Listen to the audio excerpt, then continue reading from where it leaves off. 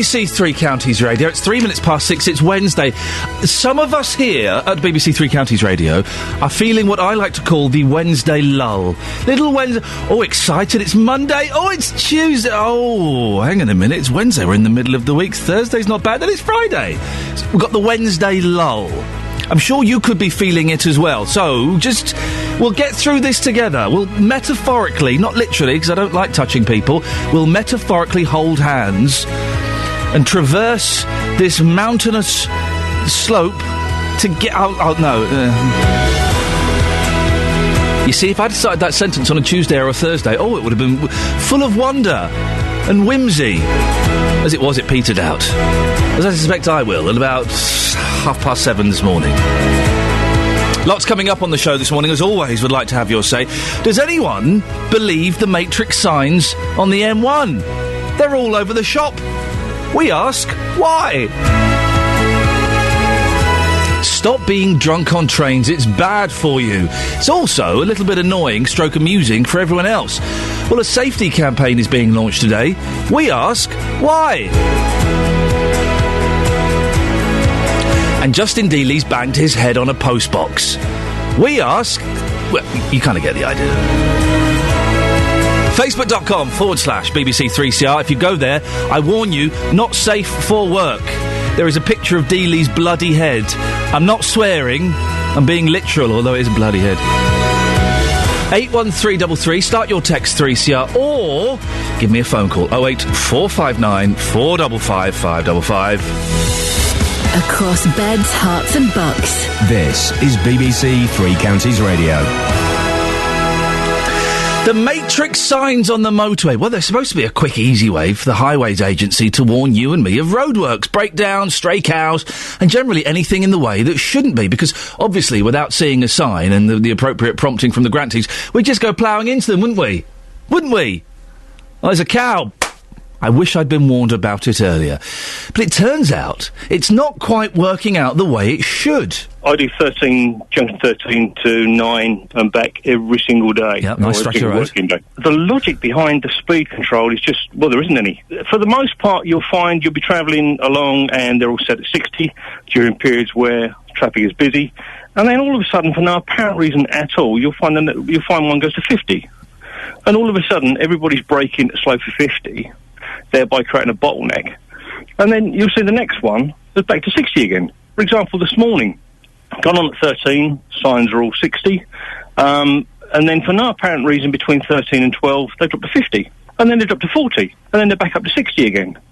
And then you get to Toddington Services. The first sign after the Toddington Services has got the keep left sign indicating that the hard shoulder is closed after the Toddington Services. The very first one after that then says congestion use hard shoulder. And you think, hang on a minute.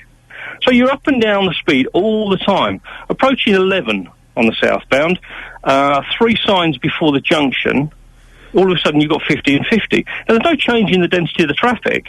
It's all moving perfectly happily. It's not building up.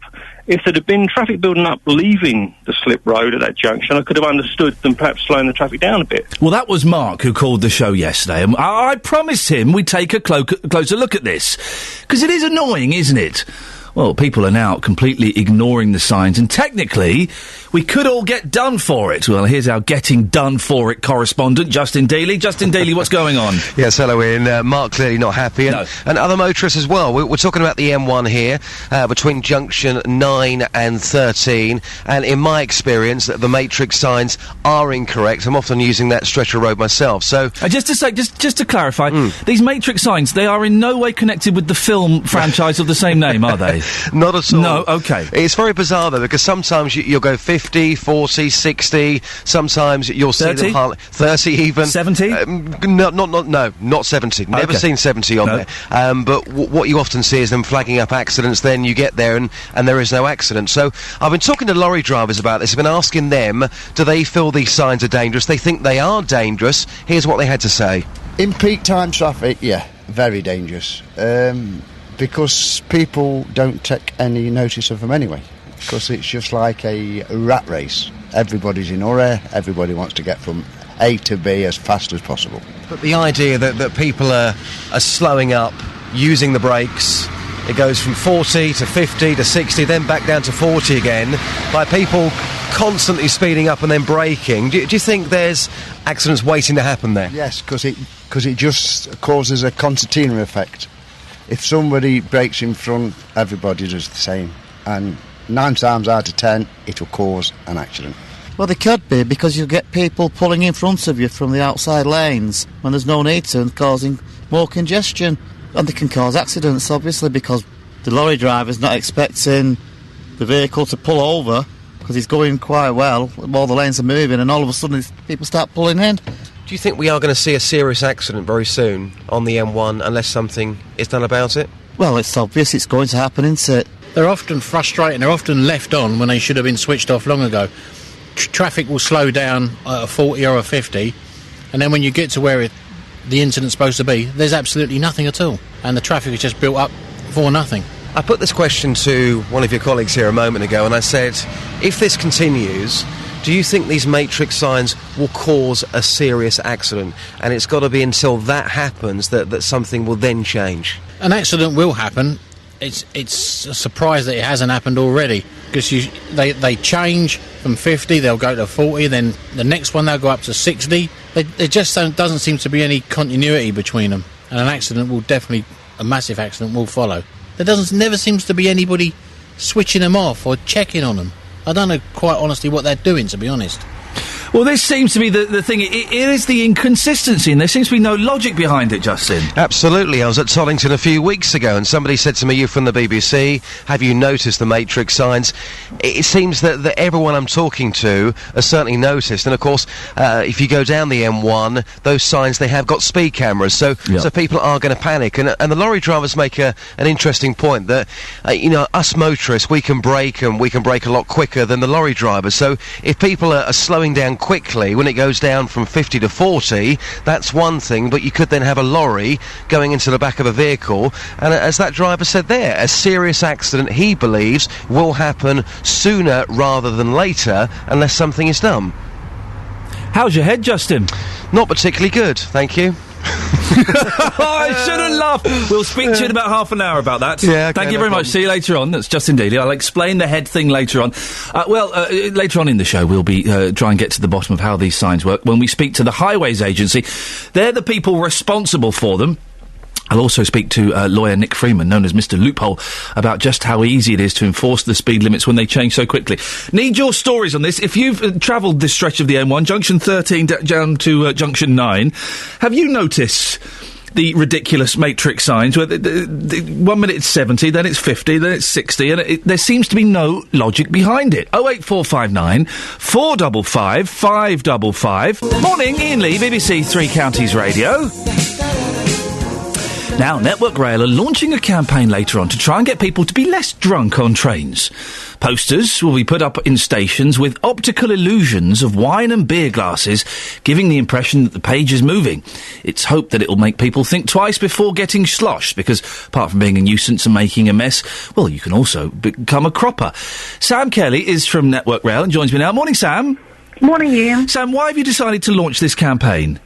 What we're trying to do is to highlight the consequences of people taking a tumble at our stations. In the last year, we've seen people bruise themselves, dislocate shoulders, sprain their ankles, cut themselves, and we don't want anyone. We don't want that to happen to anyone. We want people to go home safely. But why do people need to be aware of when travelling through railway stations after being a night out? Surely we should be encouraging people who've had a bit too much to drink to get on trains, shouldn't we? Yeah, of course. I mean, we want people to have a good time, to go out as they normally do. But what we're saying is that what we've seen is that alcohol can be a contributory factor when people have accidents at our train stations. They're rushing home. There's lots of steps and escalators at stations, so they can be quite tricky environments. Particularly if you've had a drink. So we're just saying to people, take extra care, because I mean we do have a responsibility to get people home safe. How much is this campaign costing? I mean, there's obviously a marketing campaign behind it. I don't have the exact figure with me, but it's important. I mean, it's across all our 17 managed stations, so we're going to have posters and YouTube videos as well. Okay. Do you think it's going to have any effect, Sam, at all? Seriously? Well, we hope it does. I mean, this is why we're trying to we have the posters. We're not trying to lecture people here. We're trying to do it in a fun way, obviously with YouTube videos and in posters to remind people, but this has got a really serious side to it, because we don't want you can really hurt yourself here. So what we're trying to say to people is, use your common sense. We don't want to see you fall off an escalator or steps at our stations.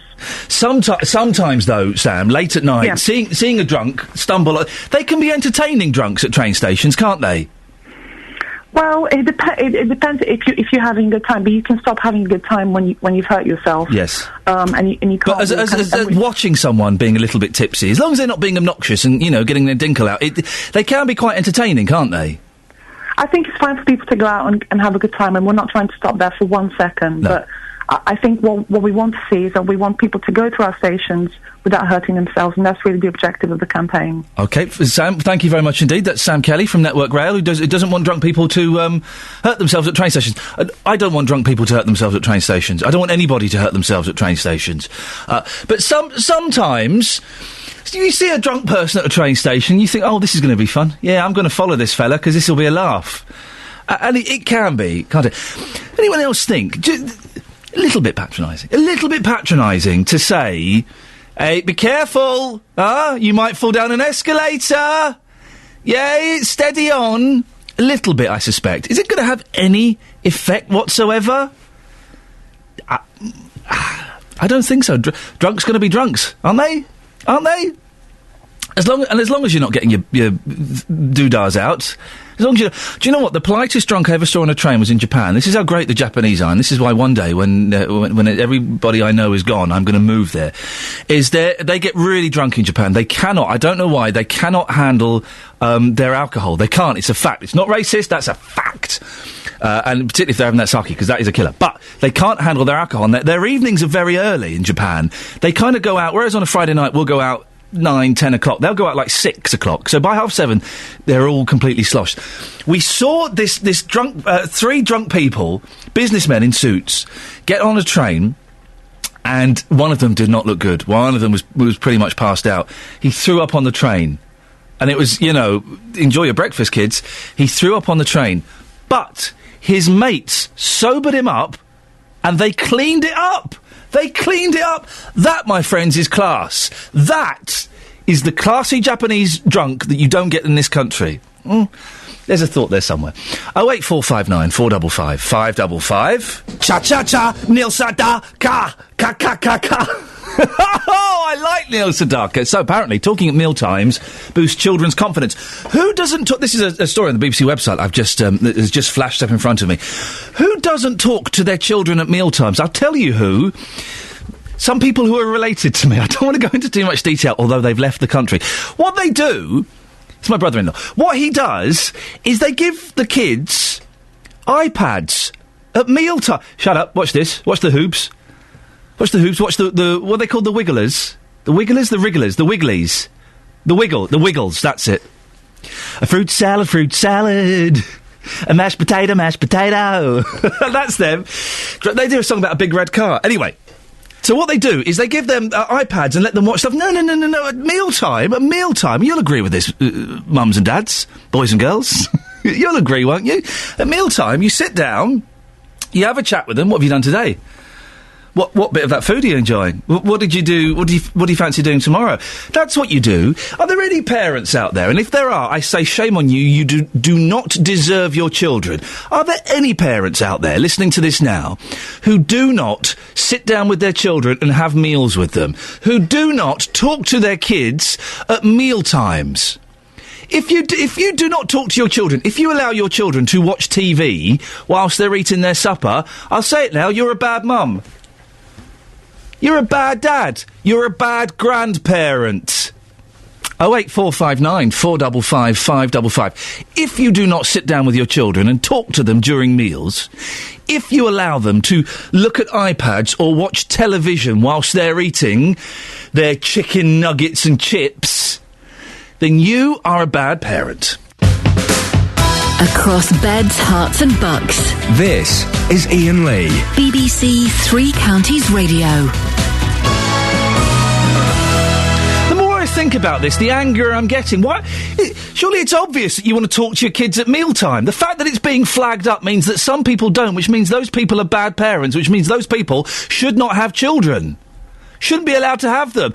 These are also the same kids, your kids, are the irritating ones that run around in Giraffe, or run around in the Maison Blanc, or anywhere, because they don't know how to behave. If they haven't got a screen in front of them, they don't know how to behave. Oh, it's okay, they're just 5 years old. No, make them sit down and eat their meal. That's what you need to do. And if they don't sit down and eat their meal, you as a family pay the bill, you get up and you go out. And you don't come back until you've taught them how to behave in a restaurant. Oh, the boys are just running around. Where are they? They're over there. We'll go and get them because they're running around near me. Hate it. I hate it. If you do not, and I say this and I mean this, if you do not sit down, can we get like an expert on this? I'm trying to think. You're not, Catherine Bell, you're not an expert. I am. You're just a lady. You're an expert at this. Do your kids run around in restaurants? No, they don't, because they sit at the table at home. And when we're in restaurants, people remark on how good they are. But that's quite easy. It takes a bit of work, but that's quite easy to do. You just educate them. Yeah, you sit there and we'll have a chat. It's quite nice to go out to a restaurant. You sit at home with them. Do they watch TV? No, we have the telly off. They have the wireless on.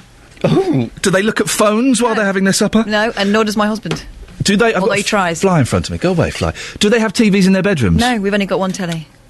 You see, this is wonderful news to my ears. Do you know what we do? Yeah. We read books. Oh, God, no. What? I'm not one of those weird no-telly families, but we do read books. We read books. My little boy would rather... Quite often he says, can we turn the TV off, Daddy, so you can read me a book? Yeah, fine. I'll have some of that.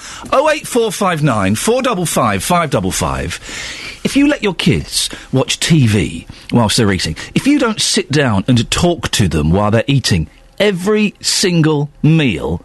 If you let them run around in restaurants, you, my friend, are a bad parent. 08459 455 555. Sorry, Justin, I'm going off on a rant on this one. It's okay, I'm enjoying the rant. It's lovely. I'm angry. I'm very angry about this. You angry? No. Could you? I know we're going to talk about something in a second, but could you later on this morning, do you think, go and see if you can find any parents who don't talk to their children at mealtimes? Yeah, I will do just that. Who let them watch TV at mealtimes? Who think it's acceptable to be sat in the Pizza Hut and allow their little scroats to run around willy-nilly between tables, screaming and shouting? 08459 455 555. Anyway, we're not here to bully parents just yet. We're here to laugh at you. I know. I woke up this morning and now I'm not on Facebook as much. I go on there first thing in the morning and last thing at night. And the headline from your page was flashing up. What was it you said? I can't really repeat what I said, but I managed to crack my head open last night on a communal postbox in my flat, and I feel like an idiot this morning. Well, you said hashtag feel like a right so-and-so, didn't you? Yes, that's true. So hang on, you cracked your head on a postbox. I thought it was, a big red pillar box, but this was in your flat. Exactly. I think anybody who owns a flat will know what I'm talking about here. You've got a postbox at the bottom, and you've got about 10, 15, 20, however many people live in those flats. You've all got your individual postbox, but it sticks out from the wall like a big box. Yeah. So what I did, I dropped something on the floor, I then got myself back up, and I knocked my head right on the corner of that postbox. And sorry if you're having a breakfast, but there was blood everywhere. I was going somewhere. I phoned ahead and I said, right, I'll be there in 15 minutes. Can you get the first aid box at the ready? I think I might need stitching. As it turns out, I don't need stitches, but I feel like a right idiot. You have got a big gash. I know, it's horrible. And you showed us your gash this morning. Yes. And it is thoroughly, and there is if you want to see Justin's gash, facebook.com/BBC3CR. We've got a picture of his gash. Don't all run at once. I'm looking at it now. It is awful. Yeah, it's not pleasant at all, but other injuries out there. Nice dressing table, though. Thank you. And nice teddy bear as well. But what strikes me... I mean, listen, this is a tragic incident, and it could happen to anyone once. But this has happened to you before. You have previous of bumping your head on this mailbox. I've got a theory here that all men over 6 foot are a bit clumsy, so it's not the first time I've done it. I'm often dropping things. When I drop things, obviously you come up in a bit of a hurry, whack, right on the edge of the postbox. No blood before, but yesterday it was pretty brutal, and I'm feeling a little bit dizzy today. Well, and you, again, you're being very modest here. The story is better than you're making it sound. You passed out and woke up outside somebody else's front door, didn't you? I was suddenly on the floor, outside door number 11. What? I don't live here. Who lives here? This is door number 11. I literally woke up, I was on the floor, ooh, and then got up and moved on. But, do you know what, Ian? Yep. I'm here, and I'm fighting on just for you, boss, just for you. Oh, listen, we've all done it, and I do want to throw this out this morning. Ever hurt or damage yourself in an embarrassing way? The last embarrassing accident I had was where I nearly chopped my finger off trying to unscrew the blade on the lawnmower. And I cut it, and it was one of those things where it didn't bleed for a second. I thought, I've got away with that. Oh, my God! And it was just gushing out of me. My finger went white. There was no one in the house. I was very brave about it. There was no one in the house. So I went and ran it under a cold tap. And I couldn't... Every time I went away from the tap to try and find a plaster or something, just blood spurted everywhere. In the end, my little boy, he likes to pretend he's a doctor. Right. Doesn't go into GP surgeries or anything. It's just at home.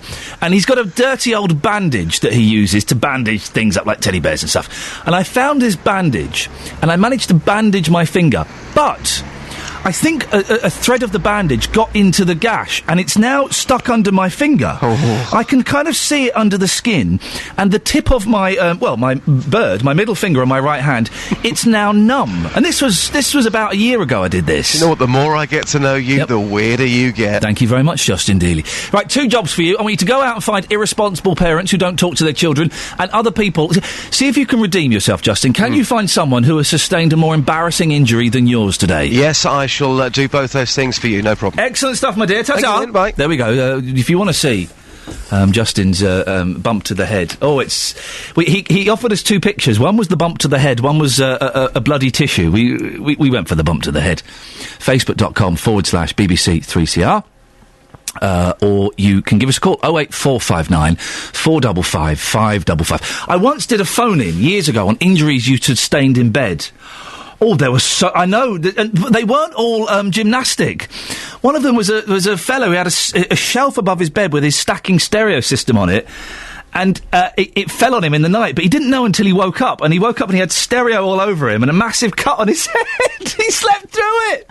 Yes.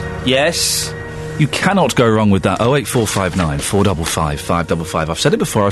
We did a phone-in, didn't we, a while ago, about if you allow televisions in your children's bedroom, you are lacking as a parent. Of course, they shouldn't have TVs in their bedrooms. When they're 16, then maybe I'll consider it. If they've spent the last 16 years being good, then maybe I'll consider it.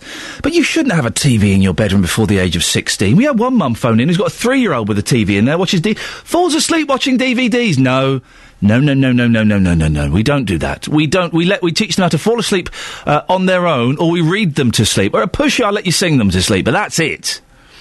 And at the dining table, it's such a basic thing. It gets me so angry.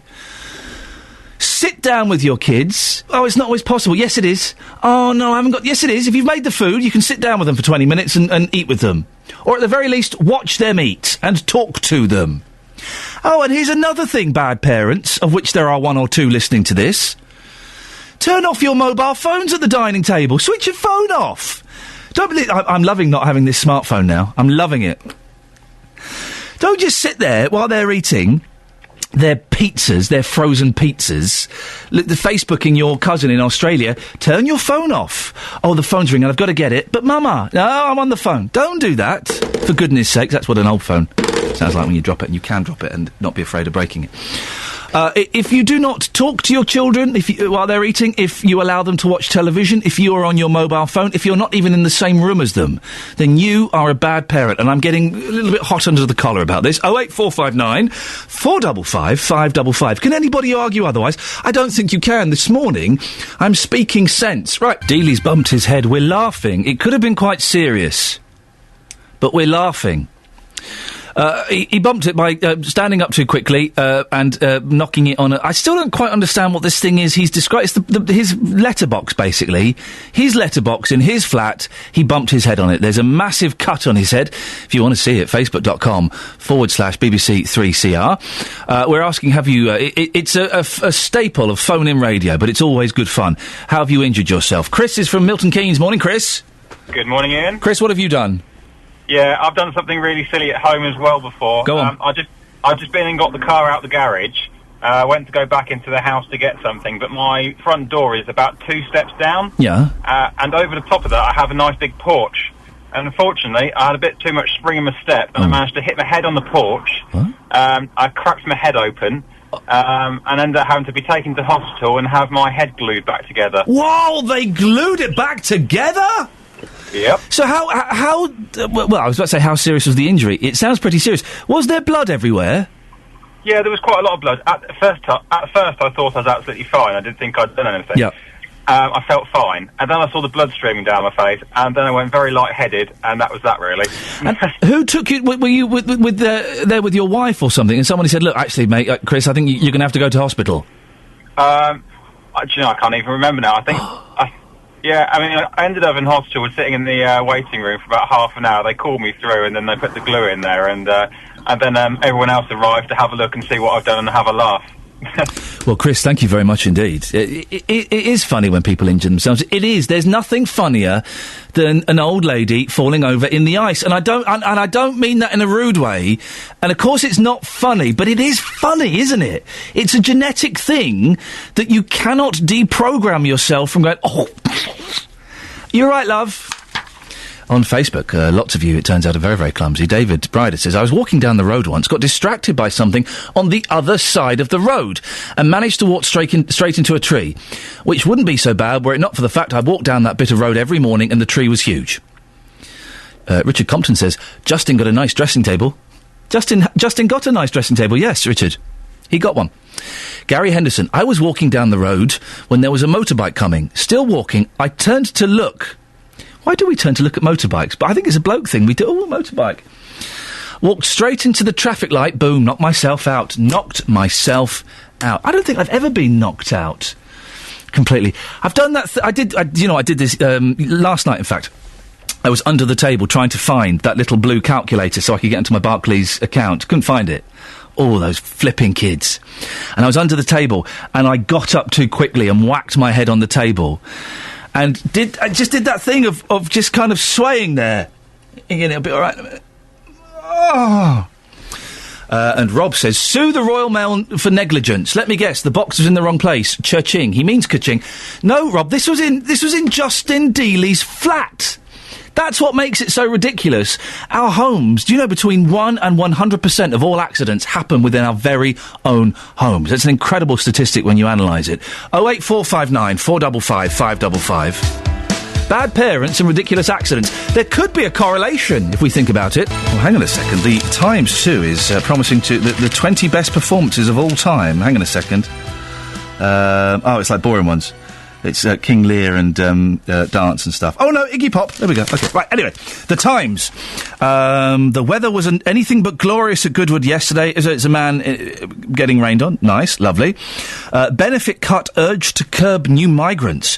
Cameron studies proposals to limit EU influx. David Cameron is being urged to stop EU migrants claiming benefits during their first 2 years in Britain in a radical move to tighten Brussels labour laws. OK, so that won't have any effect. The Daily Telegraph. Tory advisor backs fracking in desolate North East. Oh, this is the MP who said the North East was desolate. Well, let's be honest. No, well, I'm not going to go there. Humphreys, a victim of BBC left-wing bias, and how the bank sold Nazis' stolen gold. I saw an amazing picture yesterday of the England football team all of them doing a Nazi salute. It was 1938. I should have put that in before, actually, otherwise it paints a different picture. 1938, England football team playing against Germany, and they're all doing a Nazi salute. I was thinking about this last night. Are there only two types of salute? There's the proper salute, that salute. And then that's the Nazi salute. Are there any other salutes? There's not. There are just the two salutes, aren't there, Kath? I think the Navy and the Army salute in a different way. Go on. I think one of them's like that, a bit more Benny Hill. No, Mr. Henry, no! I may be wrong. And one of them looks a bit more but next man. It's still the hand up to the forehead, isn't it? Yeah, because it's doffing your cap, isn't it? Well, no, that's doffing your cap is when you take your cap off. Do you like tip the hats? Well, no, the salute is not a doffing of the hat. That's what it was. No, it's not. Yes, it was. It's not. It's so you can see in the distance. So the sun doesn't blind you. So you look mysterious. Okay, so we've got 3 potential salutes. There's the Army, the Navy, the Nazi. Is there any other salute? I'm serious. I don't think there is. There's only so much you can... Not that. There's only so much you can do with your hands. Is there? Oh, hang on. Girl Guides. Fair play, she's got me there. 08459 455 555. Today we're celebrating the magic of the salute. We're not, but if you've got something on that you want to say, you're more than welcome to. Right, let's get the travel now with Craig. Or Emily Stucci.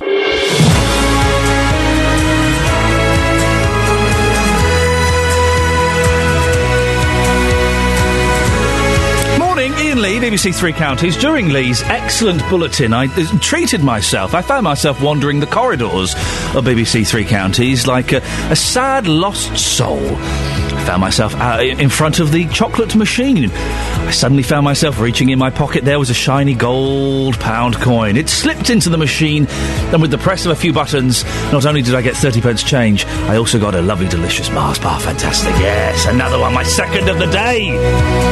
And I had 2 kiwi. I had 1.5 kiwi fruit for breakfast, so this kind of balances it out. The kiwi was a bit off. I think it's given me a dicky tummy. Lots coming up on the show today, including, does anyone believe the Matrix signs on the M1? They're all over the shop at the moment. Well, we ask, why? Stop being drunk on trains, for goodness sakes. It's bad for you, and it can be a little bit annoying for everyone else. Well, a safety campaign is being launched today, and we ask, why? And Justin Dealey's banged his head on a postbox. We ask, how? Facebook.com/BBC3CR. You can send me a text, 81333. Start your text 3CR. And you can give me a phone call, 08459 455 555. Across beds, hearts and bucks. This is BBC Three Counties Radio. A couple of other things. Well, the reason we're discussing Dealey's poorly head is there's a nasty gash on his head. Injuries. It's the staple of the radio phone-in, but I thought we'd dip in there. Awkward, embarrassing, ridiculous, stupid injuries, or injuries where really there shouldn't have been one. 08459 455 555, and there is a campaign out urging parents to talk to their children at meal times. There is a campaign urging parents to talk to their children at meal times. Parents need to be urged by a campaign for this.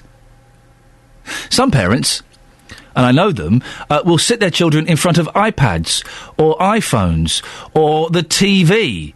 Sit down, eat your dinner, and shut up. Those are the same children that will be running around in Giraffe or Costa, upsetting everybody. It don't matter. Oh, he's only young. No, he may be young, but learn some manners, learn a bit of respect. If you don't talk to your kids at mealtime, if you allow them to watch the television, if you give them an iPad or something like that to look at whilst they're eating, then you, my friend, are a bad parent. There is no justification for it at all. 08459 455 555. Now, The Matrix, it was a rubbish film, and it would seem it's not much better as a method of motorway signage. No one's paying any attention to the variable speed limit signs along the M1. This morning there actually was a man at work.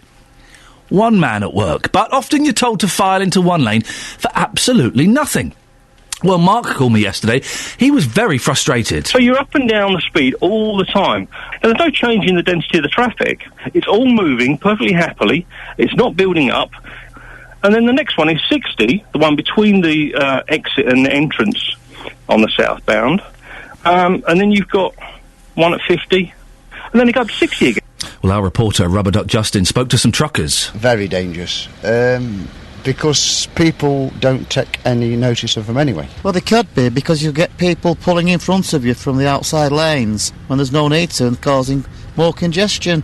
And they can cause accidents, obviously. They're often frustrating. They're often left on when they should have been switched off long ago.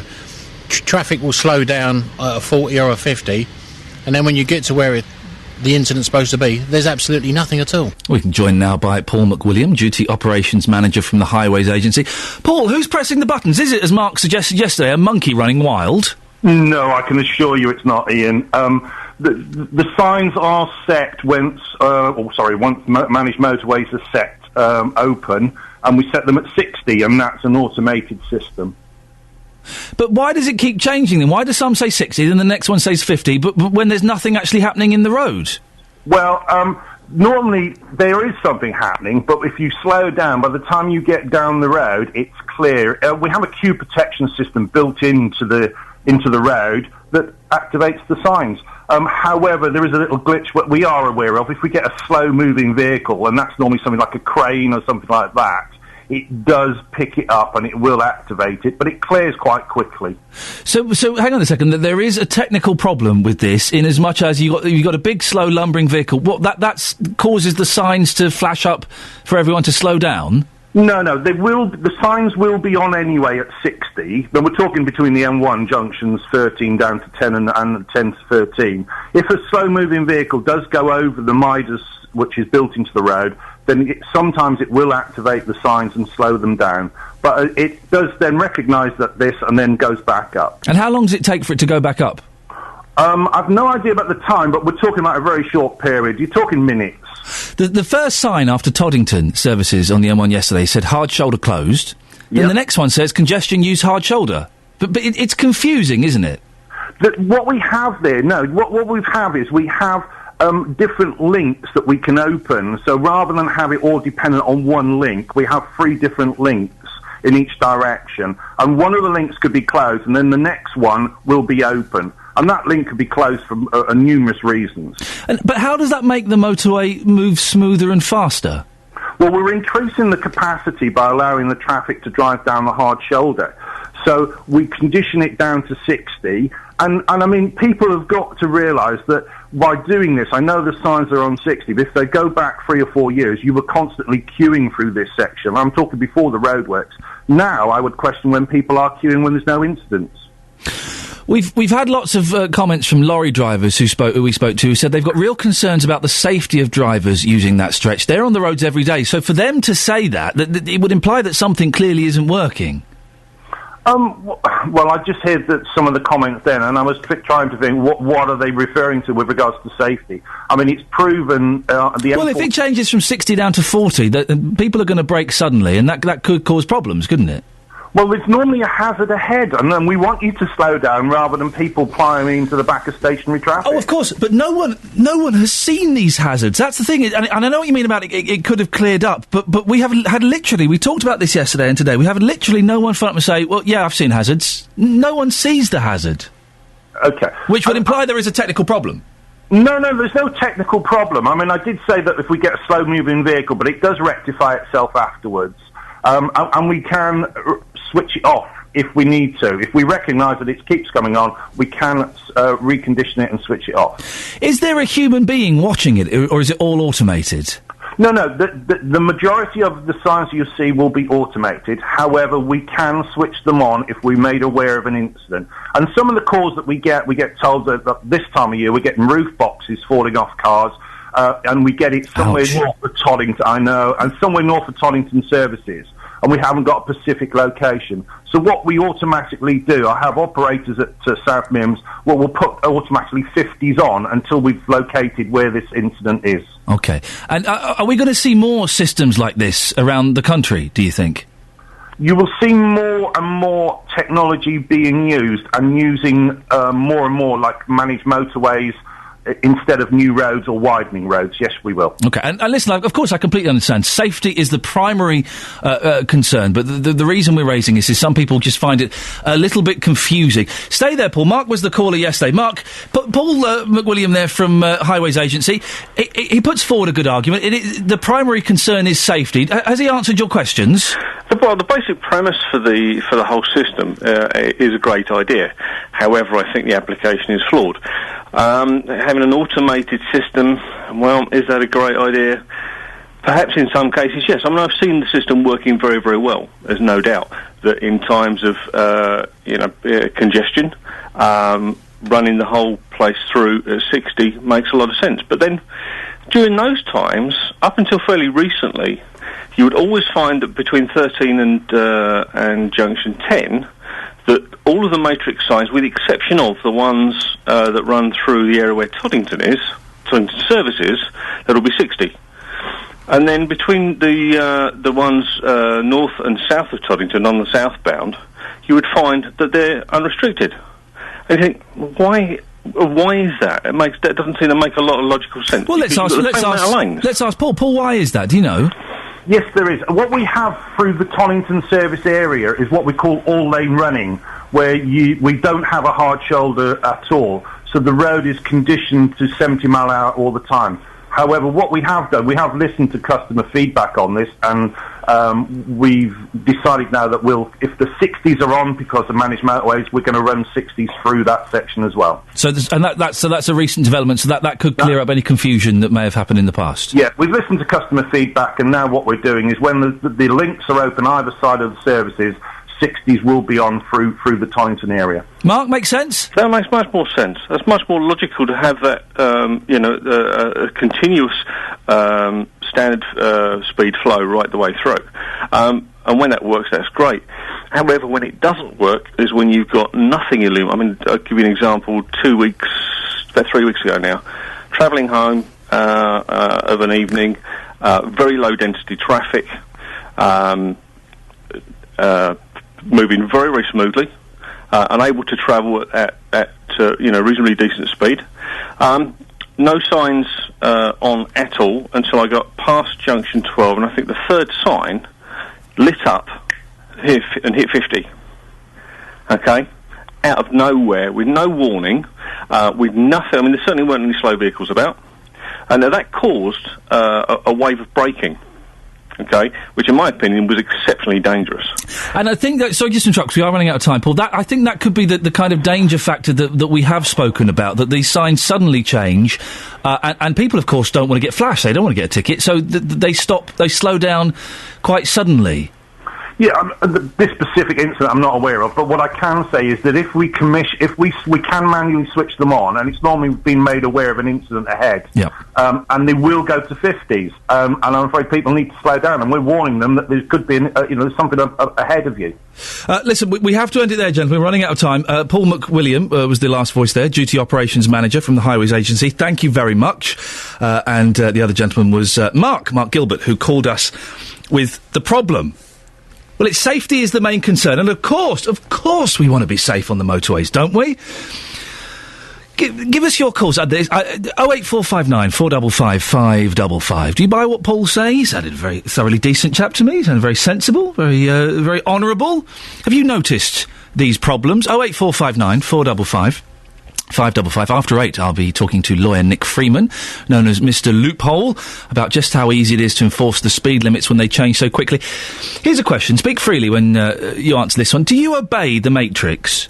Or if you see that it says 50, you think, 50, I'll slow down to 70, and I'll see something in the distance, I'll be able to stop. I'll stop when the traffic slows down.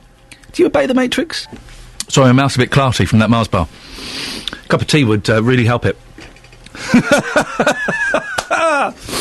Oh dear. This morning we are asking, how safe do you feel when travelling through railway stations late at night? Well, according to Network Rail, more than 1,600 people have been hurt in the last year through accidents, many of them caused by people having had one too many drinks. Well, this morning, our reporter, Justin Dealey, is... where are you, Justin? You're at Luton train station, is that right? Yeah, Luton train station. I have to say, I see it quite often, actually, at weekends, people drunk on trains, and I was a bit tipsy myself the other week, and there's nothing wrong with that, but, of course, it's when people get on the trains and they become aggressive. That, of course, is when it does become a major problem. Well, when we spoke to the... no, I haven't got a special one. When we spoke... Sorry, I'm just putting in a tea order while I'm doing that. So unprofessional. When we spoke to the lady who was involved with this campaign, it seemed to be more about warning drunk people to be careful coming down escalators and not to sprain their ankles, and I didn't quite understand that. But you could say that for anywhere. You could say if you're going to a hotel, well, be careful when you're walking down the stairs if you're drunk. Be careful when you're walking down the street. Be careful if you walk into the toilet, if you've got to go up the stairs in a pub. You could say that about anywhere, couldn't you?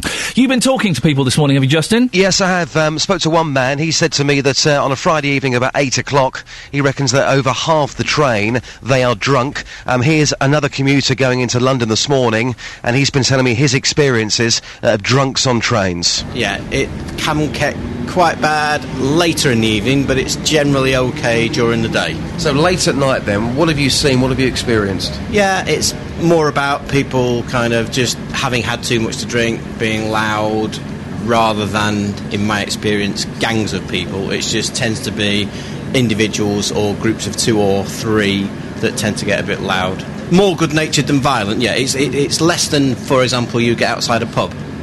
So it's not as aggressive. I think people have probably just had one too many.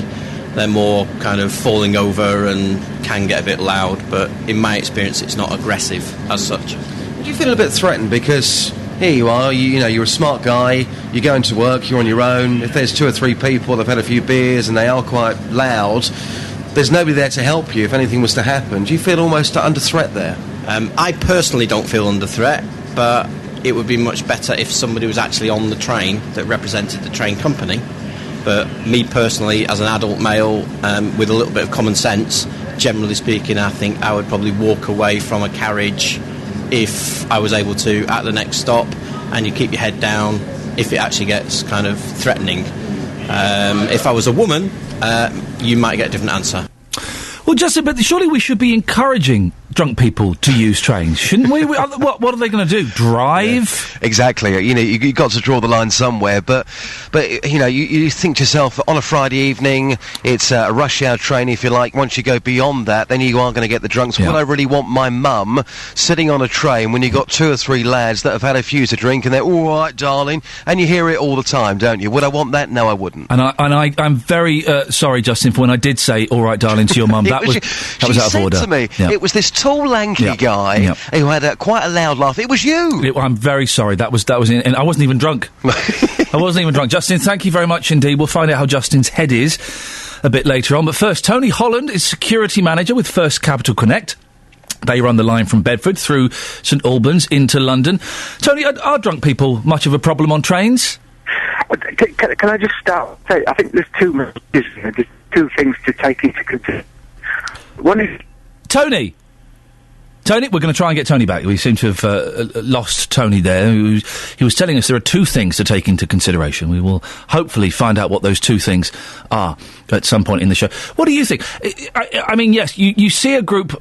Well, I was going to say you see a group of drunk lads on a train, it's intimidating. Take the word drunk out, it's still intimidating, isn't it? You see a group of lads on a train, it's intimidating. Keep your head down, don't make eye contact, you know. Drunks on trains, I can genuinely see both sides of the argument on this. Of course, we don't want them being obnoxious and being aggressive and being overly loud, but Friday night, 10 o'clock, 11 o'clock, how are drunk people supposed to get home? We can't ban them. We can't say, you're not welcome on here. How else are they going to do it? In their cars? 08459 455 555. I'd like to know your thoughts on this. Do you think more should be done to stop drunk people getting in the way on trains, being obnoxious? Is a campaign with posters and some YouTube videos, which I'm certainly never going to look at, are they going to have any effect whatsoever? Really? If you're drunk, you'll have a laugh at it. You might even graffiti on it or do a wee-wee or something on it. That's what drunk people do. You're not going to look at the YouTube video and go, oh, hang on, lads, you know we would go out for Steve's 30th on Friday night and get... Well, maybe we should just stick to the soft drinks? How about that? Tony's back, I think. Hello, Tony. I'm back. I don't know what happened there. I'm really sorry. No, don't apologise. We lost you. We got you back. Tony Holland, security manager for First Capital Connect. You had 2 points you wanted to raise. There was 2 points. Firstly, in terms of people that drink alcohol, there's 2 issues. There's the antisocial element that some people end up being, but the other part about with Network Rail's campaign is about safety, and we want people to go out and enjoy themselves, but sometimes when people do have a drink, they become less conscious of their behaviour, and sometimes they can put themselves in danger. And things like what you mentioned about running on escalators and things like that, they are risks, and people do fall down and they do sadly injure themselves. So what we're trying to say to people is just take your time, have a drink, drink, go out, enjoy yourself. But at the same time, keep yourself safe. How many injuries are there, Tony, that involve people just a bit tipsy? I can't believe it's that many that would warrant a poster campaign. You've got to remember, I mean, Network Rail, it's a national scheme as opposed to a TOC scheme. So across the network, there are unfortunately quite lots of accidents involving slip, trips and falls, and a lot of it, the root cause of it is the fact that people have had maybe too much to drink. Going onto the antisocial element. Yes, Tony. Again, we have got a minority of people that when they've had a drink, they start to behave in an antisocial manner, and that in turn affects our other customers. What protection is there for other customers? We've all been on train carriages when a group of drunk, not just lads, some drunk girls can be worse sometimes, and they come on and they're loud and they're intimidating and they're using bad language. What protection is there? Well, I mean, what we do on FCC, we sponsor additional policing. We sponsor up to 1.1 million a year in additional police officers who patrol our trains. Ironically, only 2 days ago, I met with British Transport Police to arrange an ongoing late night operation involving rail staff and British Transport Police patrolling trains throughout the night on the Thameslink route. Between St Pancras and Bedford. Well, you mentioned staff, of course, and I had forgotten that, but they must also, get trouble from drunk parties as well as other passengers. That's right, and that's why, especially late at night, when we know that there's a likelihood that there's going to be quite a few people who've had a lot to drink, is that when we go out, we team people up with British Transport Police officers and our rail staff. Tony, can I ask, are you by the seaside? I'm at Hayward's Heath. Oh, I can hear some gulls in the background. Yeah. I'm stood in the car park at the moment, but still, I daren't move, because in case you lose my signal. Listen, Tony, it's lovely. We will let you go. Thank you very much. Tony Holland, Security Manager with First Capital Connect. Oh, those seagulls got me all kind of nostalgic. I want to be, not Brighton Beach, that's not a real beach, it's Pebbles. I want to be on a nice sandy beach somewhere, eating a bag of chips. Cornwall will be nice. A big bag of salty chips and a pickled egg. Oh, yes, please. Talking about kids, there's a campaign urging parents to talk to your kids when they're eating their meals. I can't believe we need a campaign that urges parents to talk to their children while they're eating. It seems obvious. It's obvious, isn't it? You sit down with your kids when they're... I can't do it. I'm too busy. No, you're not. You're not too busy. You've spent the 1 minute 30 microwaving that pasta bake. Take it out. And even if you're not eating with them, sit down with them. How was your day? What did you do? Whenever I ask my boy, what did you do? Played with toys. All right. Talk to them. Don't give them an iPad to shut them up. Don't give them a mobile phone to keep them quiet. Oh, go on, watch the Twizzles, the Wiggles. Go on, watch that and shut up. 08459 455 555. If you do not sit down with your children and talk to them while they're eating, if you let them eat in front of a television, if you give them an iPad or other portable device to watch television on while they're eating, you are a bad parent. 08459 455 555. Andy says on Facebook, mealtimes need to be observed by all in the family. No iPads, TVs, mobiles. In addition, stop feeding your kids rubbish, regardless as to their moans. Eat what's in front of them, be thankful for it, and go hungry if they won't. They'll eat it eventually. And Anne-Marie Gladding says, I work in a nursery with 3 and 4 year olds. We teach table manners to the children we look after. I don't think the parents always do. Quite a few of the children get up from their chairs, play with their food, cutlery, and shout across the room. I know of a child who is allowed to eat his dinner in front of the TV and stays up till 1 o'clock watching telly. What's on at 1 o'clock? Night screen? Those phoning cash shows? Unruly children as a whole annoy me, she continues. When I went food shopping yesterday, there were 2 children running around playing tag inside quite a small shop, and the parents did nothing. 08459 455 555.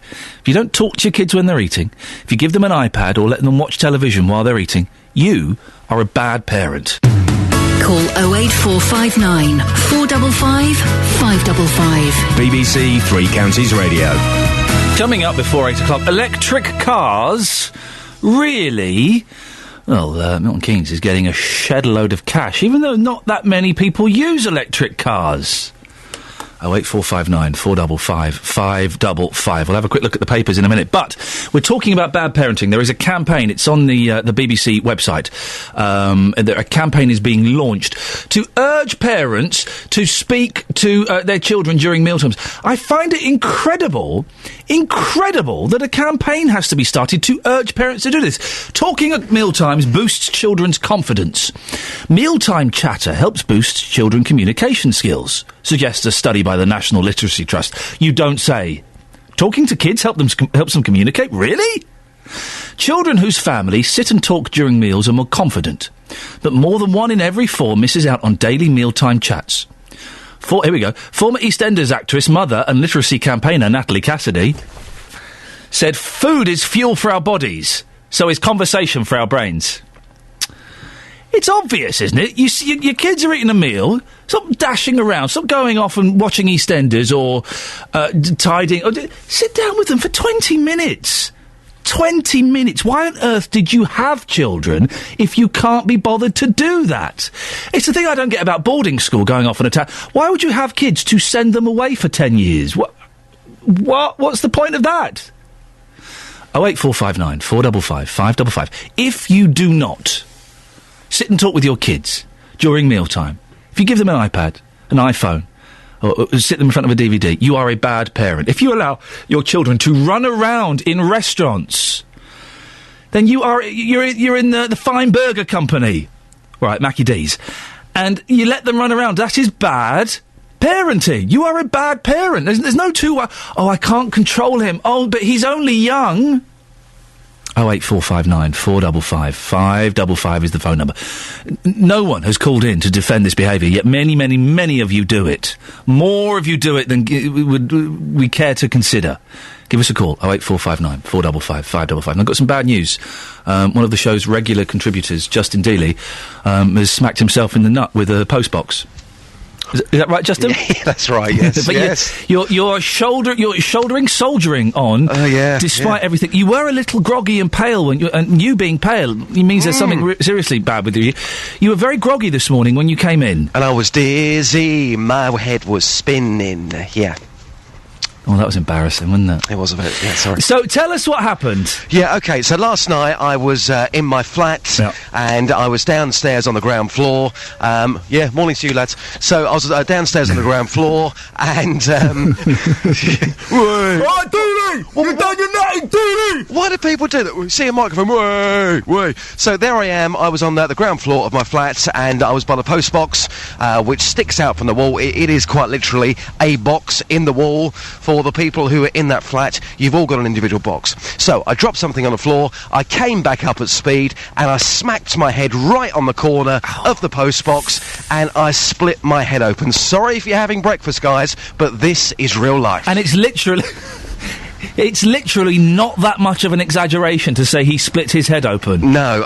It was bleeding for quite some time. I thought I was going to have stitching. Yeah. I was terrified. I thought they're going to have to cut some of my hair out to stitch me. I was in a right panic for about half an hour. I put some salt on there. The bleeding then stopped, but it's painful. But I can't blow dry my hair at the moment because it's going to be too painful for me. Stop. Collaborate and listen. Ice is back with a brand new invention. Something has got a hold of me tightly. Something daily and nightly. Will it ever stop? No, I don't know the rest of the words. Did you just say you put salt? Yeah. On your wound? Yes. Absolutely. Why on earth would anybody put salt on a head wound? That makes no sense at all. Hey, listen, your phone lines will light up right now because that's what you're meant to do. It's an old wives' tale, isn't it? If you get a wound, you put salt in it, and it makes it a lot better. I have never... Right, OK, I need help on this. 08459 455 555. Is this true? I have never heard that at all. So you woke up, because you did pass out. Mm. You woke up, realised you were in trouble, and you ran to the kitchen to find condiments? Yeah, absolutely. Here's a man here. Sir, can I ask you one quick question? If you have a cut, an open wound, have you ever heard about putting salt on it? Yes. You have, and apparently it works. It's a good cleaning agent. Thank you very much. There you go. There you go. Job done.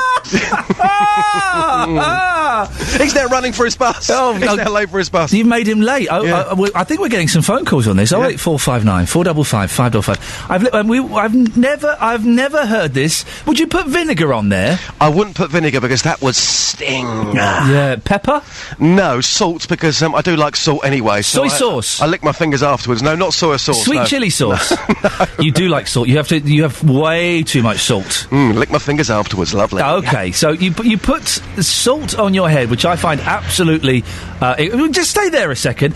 April's in Luton. Good morning, April. Good morning. Have you ever heard of such a nonsense? Putting salt on a wound? No, I haven't, but I am slightly concerned that he hasn't been to the hospital, has himself checked out for concussion.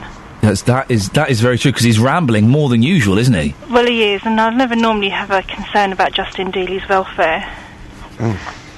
But on this occasion, I would suggest that he did, especially if he was feeling dizzy or if he was physically sick. He passed out, April. No, in that case, he needs to go, because I know people... this is not a joke, I know people who have hit their head and then 3 days later died. Whoa, this weekend was actually going to be a big programme as well. We've got some big guests on the show this Saturday, so I better... I think you need to go and have yourself checked out.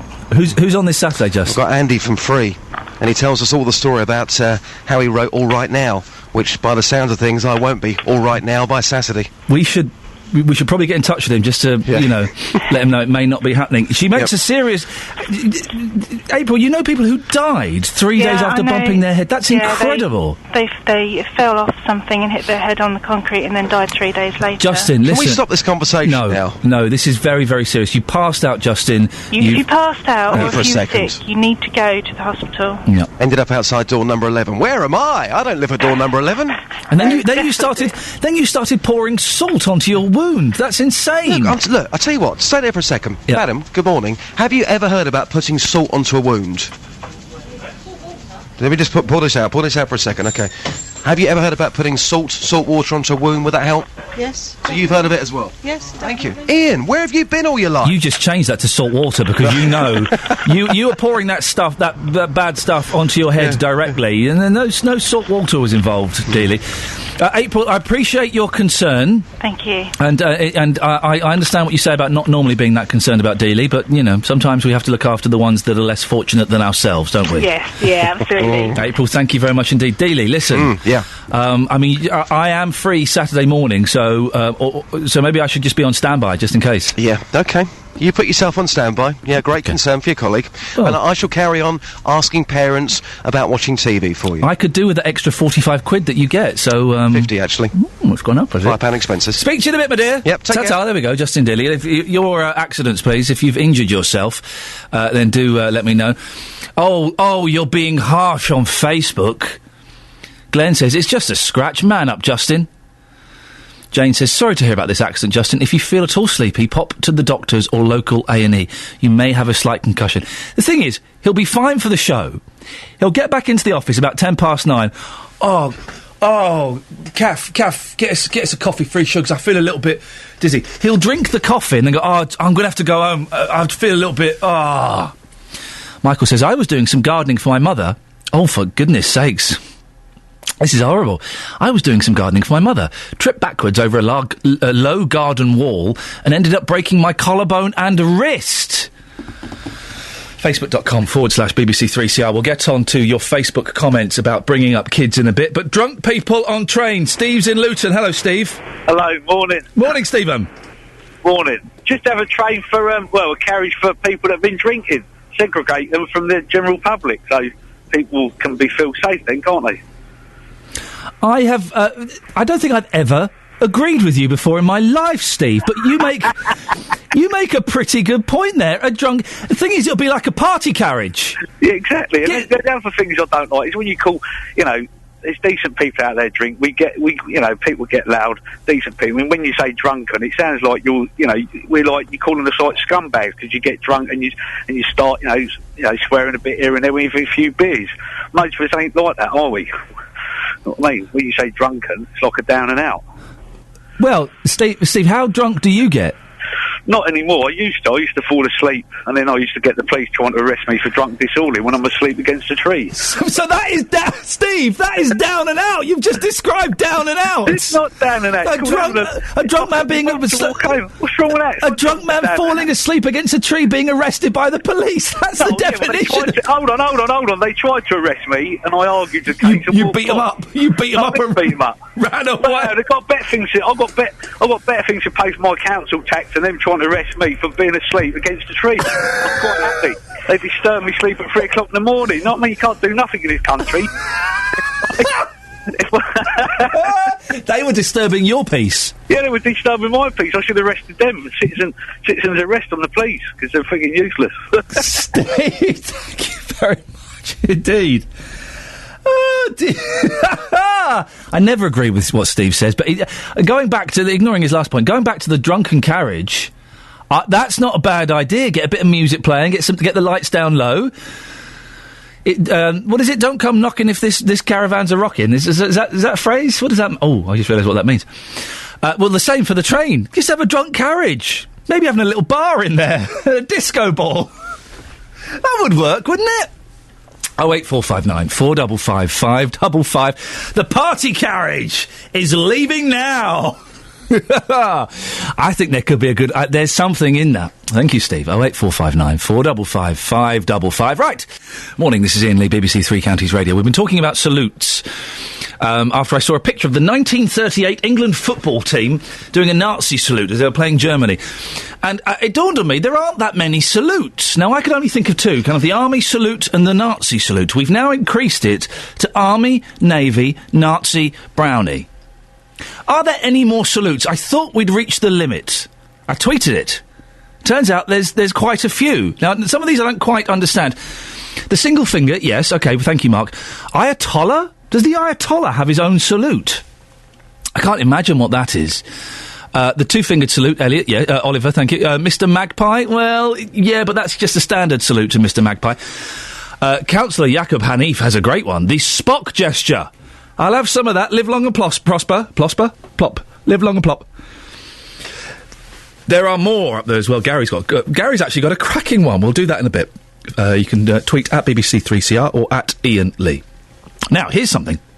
The government is giving Milton Keynes £500,000 to install more plugs for electric cars that no one's bought yet. The government in February found an extra £37 million to invest in electric vehicles, and today they'll be announcing who gets what. Well, Conservative councillor John Bint is in charge of transport and highways at Milton Keynes Council. So do we know how much Milton Keynes is going to get, John? Yes, we do. We've just learned that we're going to get around about £500,000. It's a lot of money for a scheme that isn't very popular. I think it's a useful amount of money to help promote something that needs to get to a critical mass before it takes off. I think with the use of the electric car, you clearly have the argument, well, we don't need to put any charging points in because there's no cars, and you can't buy a car because there's no charging points. So we need to get to critical mass. We're a pioneer on this, and this is really good news. But there are charging points in Milton Keynes, aren't there? There are 170. There are a lot. What they are is the traditional sort of charging point, which takes a couple of hours or longer to charge the car. What the new generation is all about is fast charging points, so you can charge your car up in the time it takes you to grab a coffee and be on your way for a further longer journey. So which ones are these? Are these standard, fast or super fast chargers? I think the vocabulary is moving just like it did with broadband. Those are the three definitions. There are super fast chargers. Absolutely. These are the fastest chargers available. And how long does it take to charge a car fully using a super fast charger? I think they always quote it to the 80 or 90% full point because the last 10% somehow takes longer to cram the little bit of charge in, but basically this is a sub-half-hour charge. So it's going to take... So it's kind of like a coffee break. So it's going to take half an hour to charge it up to 97%? Something like that, yes. OK, and you're sure these are the super fast? Because those are very specific definitions, aren't they? Absolutely. This is a sub-half-hour charge. OK. The problem is there are only 100 people have registered to use the 170 chargers that you've got in town already. With money so thin on the ground, £500,000 to buy even more chargers, it does seem a little bit pointless. I think if you've got something that is going to be something that becomes increasingly popular, and I think there's something like 23 new models of electric car. But they're too expensive, aren't they, at the moment? That's the thing. They're too expensive for people to... And people may be concerned about the environment, but they're not going to spend 23 grand or whatever it is on a car just to help the environment when they can't afford it. I think that's precisely the point that everybody is making, that you need to have greater volume of these things to bring the prices down. And if you want greater volume, then it has to be seen to be very easy, and for it to be seen to be very easy, you need to have lots of charging points. So this is all part of bringing the cost down by bringing the usage level up, by making it more convenient for everybody. And, of course, Milton Keynes is great to be at the leading edge of this. A rental scheme was launched in January for electric cars. It's only had 31 bookings. That's one a week. It does imply that the majority of people aren't that bothered. Yes, I think that's a fair description of the present. I think that's what needs to be changed, because that's not good enough. We need to have more people aware of it. We need to have more people aware that Milton Keynes is being innovative on this. We need to have more people buy cars so the price comes down, and to do that you need to have more charging points, including these fast ones. Well, having more charging points isn't going to bring the cost of the cars down, though, is it? It's all going to help in terms of making people realise how convenient it is, the fact that there are enough charging points, in the same way as if there weren't any filling stations, people would worry about using a car for a journey. You need to get to the point there is the general perception that it's as easy to recharge a car. So it is all part of it, and the more people buy cars, the more cheaper it gets for everybody else to buy electric cars. £500,000, John, what are you going to do with it? We're going to install, I think it's between 14 and 20 of these new super-fast chargers.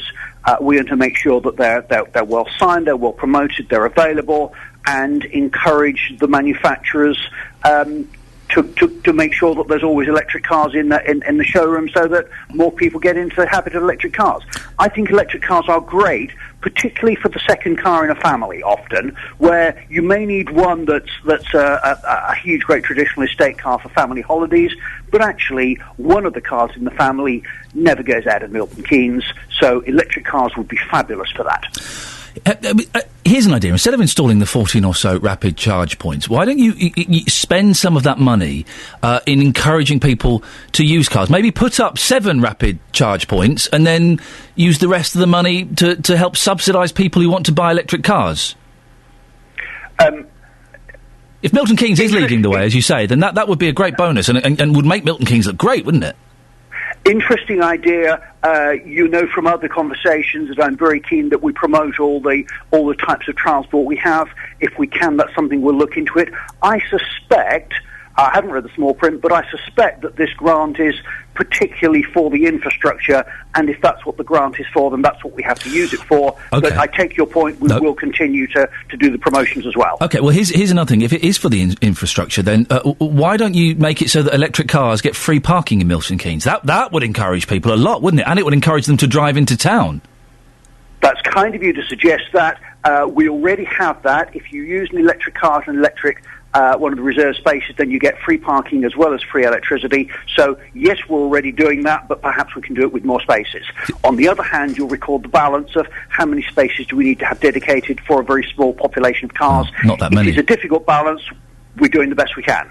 John, listen, best of luck. Nice to talk to you. It's Conservative Councillor John Bint, in charge of Transport and Highways at Milton Keynes, on the subject of salutes. I know it's a bit partridge, but I don't care. Philip's from Harpenden. Good morning, Philip. Good morning, Ian. Philip, we're trying to amass as many salutes as we can. We've got the Army, the Navy, the Nazi, the Brownie, the one-fingered, the two-fingered. Less said about that, the better.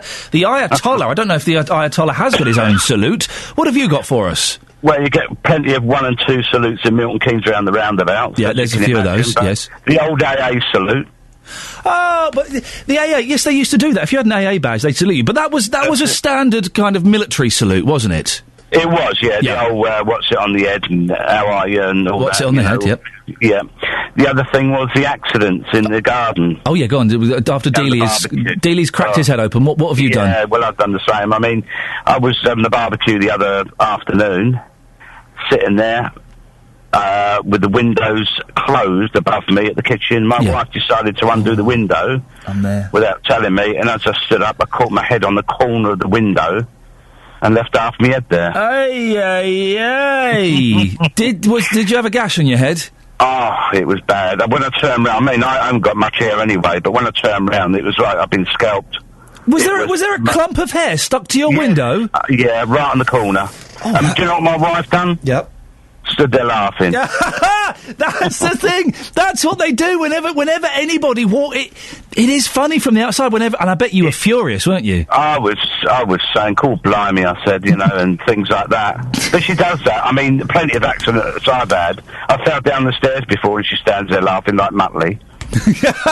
Philip, thank you for that. A reference that only people above a certain age would get. Thank you, Philip, for censoring yourself as well. We do that though. I can imagine. I've hurt myself, and my wife or kids have laughed at me, and boy, do I get. Will you stop laughing? It's not funny. I could have died. Nearly died there. Other salutes. Gary says the 21 gun salute. I'll have that. We'll put that on the list. The US Marine salute. And there's a few more coming in. 08459 455 555. The Rimmer salute. That's from Red Dwarf, apparently. A programme I've never understood the fascination with. Tedious. The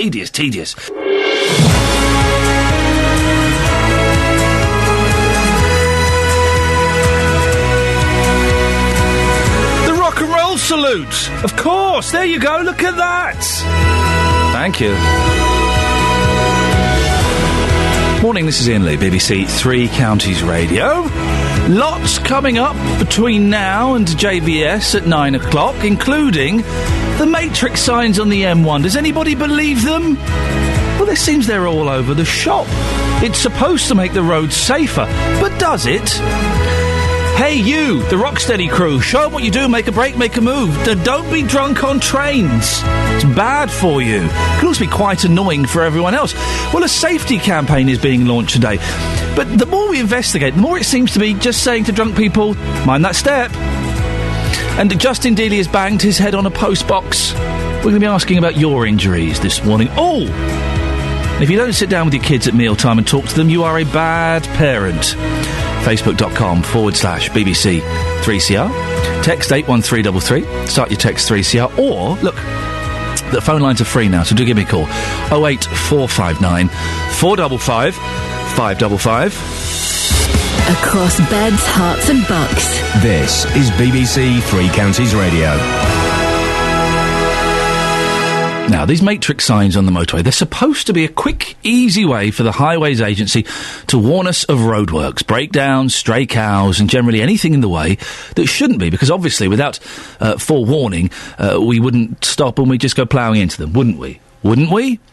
Well, as my caller yesterday, Mark, said, it's not quite working out that way. I do junction 13 to 9 and back every single day. Yeah, nice stretch of road.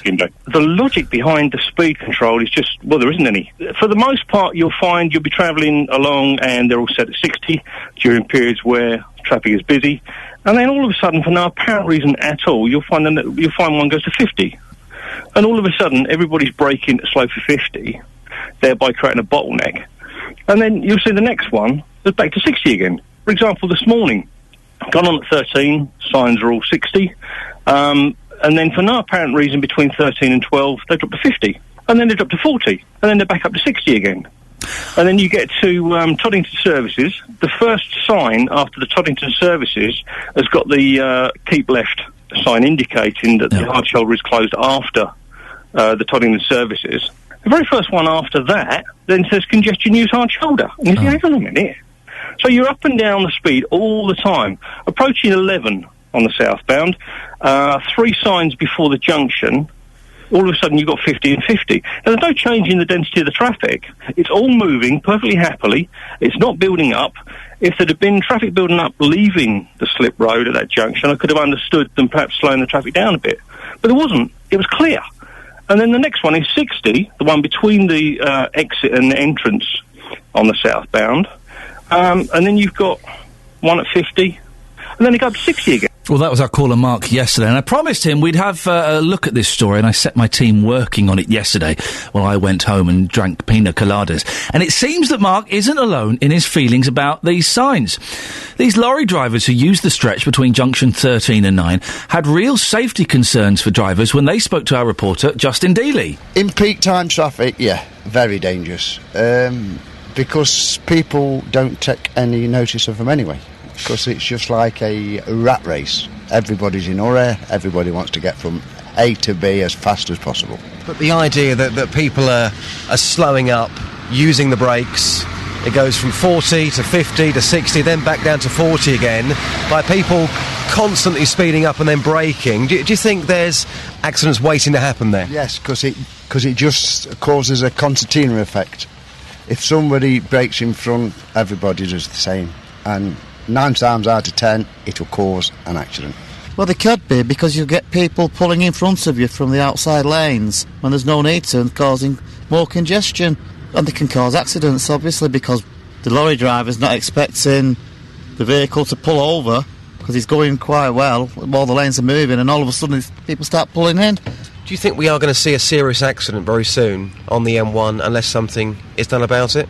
Well, it's obvious it's going to happen, isn't it? They're often frustrating. They're often left on when they should have been switched off long ago. Traffic will slow down at a 40 or a 50, and then when you get to where the incident's supposed to be, there's absolutely nothing at all, and the traffic is just built up for nothing. I put this question to one of your colleagues here a moment ago, and I said, if this continues, do you think these matrix signs will cause a serious accident? And it's got to be until that happens that something will then change. An accident will happen. It's a surprise that it hasn't happened already, because they change from 50, they'll go to 40, then the next one they'll go up to 60. There just doesn't seem to be any continuity between them, and an accident will definitely, a massive accident will follow. There never seems to be anybody switching them off or checking on them. I don't know quite honestly what they're doing, to be honest. Well, there are concerns. I'm joined now by lawyer Nick Freeman, who's also known as Mr. Loophole. Morning, Nick. Morning, Ian. Nick, are you a fan of this current system? No, I'm not at all. I share your listeners' views. I mean, in my view, they're dangerous. The Highways Agency should be promoting a steady driving on the motorway. And what we have here is wide variations of speed, as your listeners say, for no apparent reason. We don't know what the guidelines are. There don't appear to be any guidelines, so we imagine that there's several people in an office who decide, right, we're going to put that at 40, we're going to put that at 60. But the difficulty that people will have is if they don't comply with these variable speed limits, they will be prosecuted for speeding because they are mandatory. That means they must comply with them. The speed is measured over a very short distance, and they will be prosecuted if they don't comply with them, which of course will cause more braking, more hazardous driving because of the distraction that they cause. So do people who get caught like this have any argument? Can they say, well, hang on a second, I was on the motorway doing 70, suddenly it flashes up 50 and I didn't slow down in time? Yes, I think that they certainly do have an argument because the speed varies literally from each gantry to the next. And I think a well-written letter to the Highways Authority or to the particular prosecution concerned may well not fall on deaf ears. It depends. The difficulty in this country is the driver isn't supplied with any information as to why we have the reduced speed limit. If you travel on the continent, you're constantly told 10 kilometres up the road there's a broken down vehicle. You know exactly what's happening. What happens here is there appears to be no reason behind it, so people don't even believe it's actually there for a proper reason, and some people don't comply with it, and if they don't, it's at their peril. But it's certainly worth writing and making representation, and if that doesn't get anywhere, then it's worth contacting some expert advice. And how does it work on the gantries, Nick? Is it that you get flashed and your picture gets taken at one gantry? Yeah. Is it an average speed? What do they do? It is an average speed, but it's not an average speed between the gantries. Oh. So there's a camera on the gantry, and as you go under the gantry, you get flashed, and you will note that there are certain lines beyond each gantry. And those lines are over a pre-measured distance, a very short distance, and they conduct a secondary check to make sure that the speed camera is working correctly. So, in effect, they corroborate the speed camera. So it's a very short average distance that your speed is measured. If there aren't those lines there, then of course they can't conduct that secondary check and the speed test is invalid. They can't enforce it.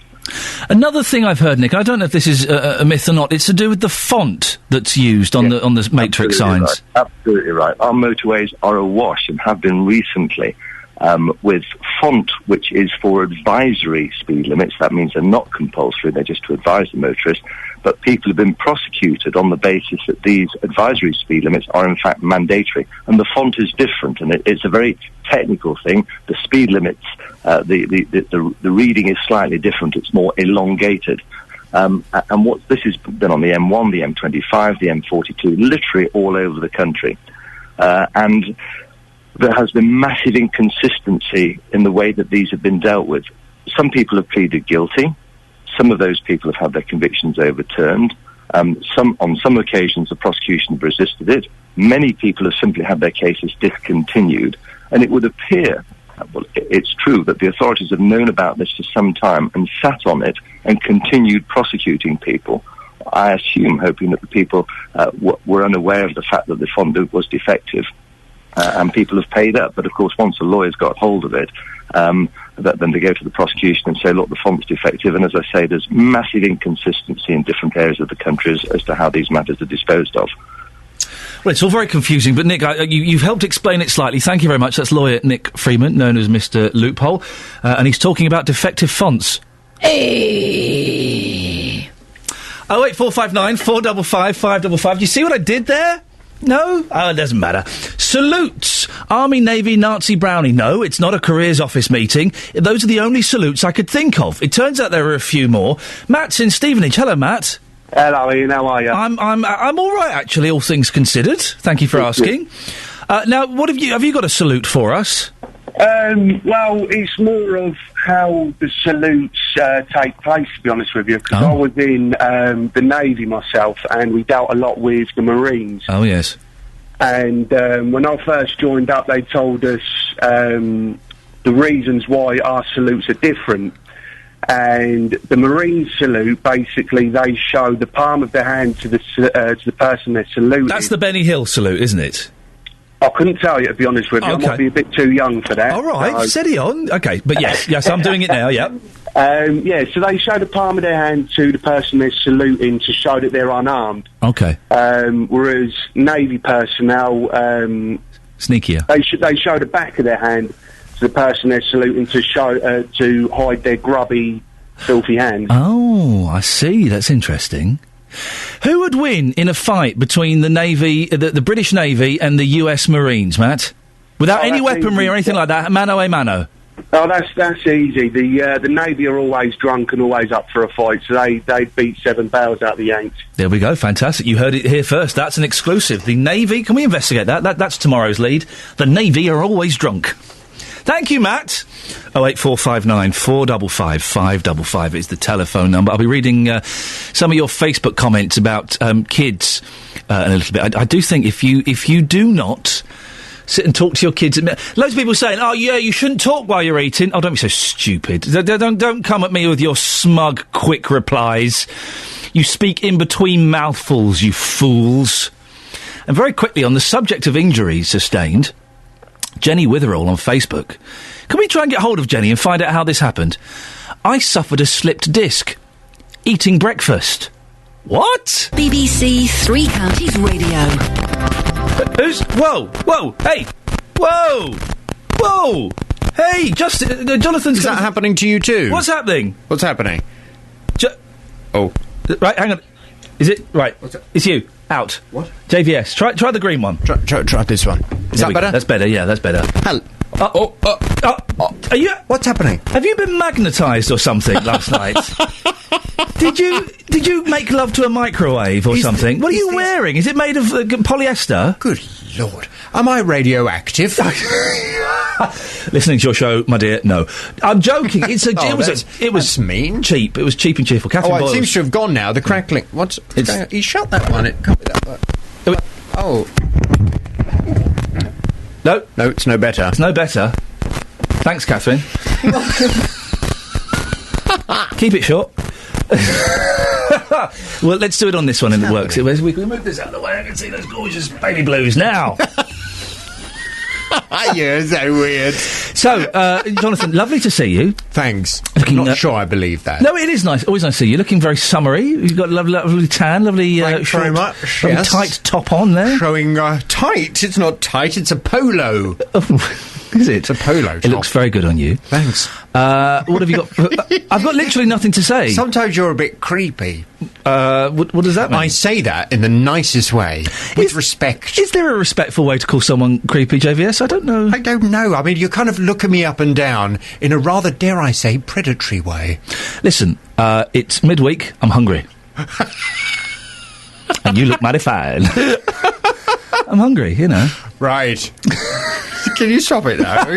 Oh, he's blushing. And he's actually composing an email to the boss about bullying at work. Tribunal. A few quid to be made. I'll split it with you 50-50. Yeah. We could be like those gentlemen that arrange car crashes. Oh, yes, crash for cash or whatever. The old crash for cash. Bash crash. Do you fancy a bash crash? Again, no. What have you got on your show this morning? Well, coming up on the big phone in this morning, we're going to be discussing Paul Lamb, who's very much in the news today. Ah, yes. And I'm going to be asking on the big phone, should doctors be allowed to end the suffering of people like Paul Lamb? The Court of Appeal will rule today if a severely disabled man can be legally helped to die by doctors. Paul Lamb, who's almost completely paralysed from the neck down, says his quality of life is non-existent. The wife of the late Tony Nicholson, who had locked-in syndrome but was unable to end his own life, will also be appealing today on behalf of her late husband. So this morning I want your views from 9. Should doctors be allowed to end the suffering of people like Paul Lamb? How many times do we have to have cases like this where people say, my suffering is too great, all I want is for a doctor to give me an injection, give me a tablet, give me whatever it is, a drink or whatever, just to end my suffering. And yet time after time after time, the courts keep denying these people this right. Yep. Is it fair? Or has the time come now to say, you know what, we've got to give people that right. We've got to protect the doctors who want to help people to end their suffering. Your views on 08459 455 555 from 9.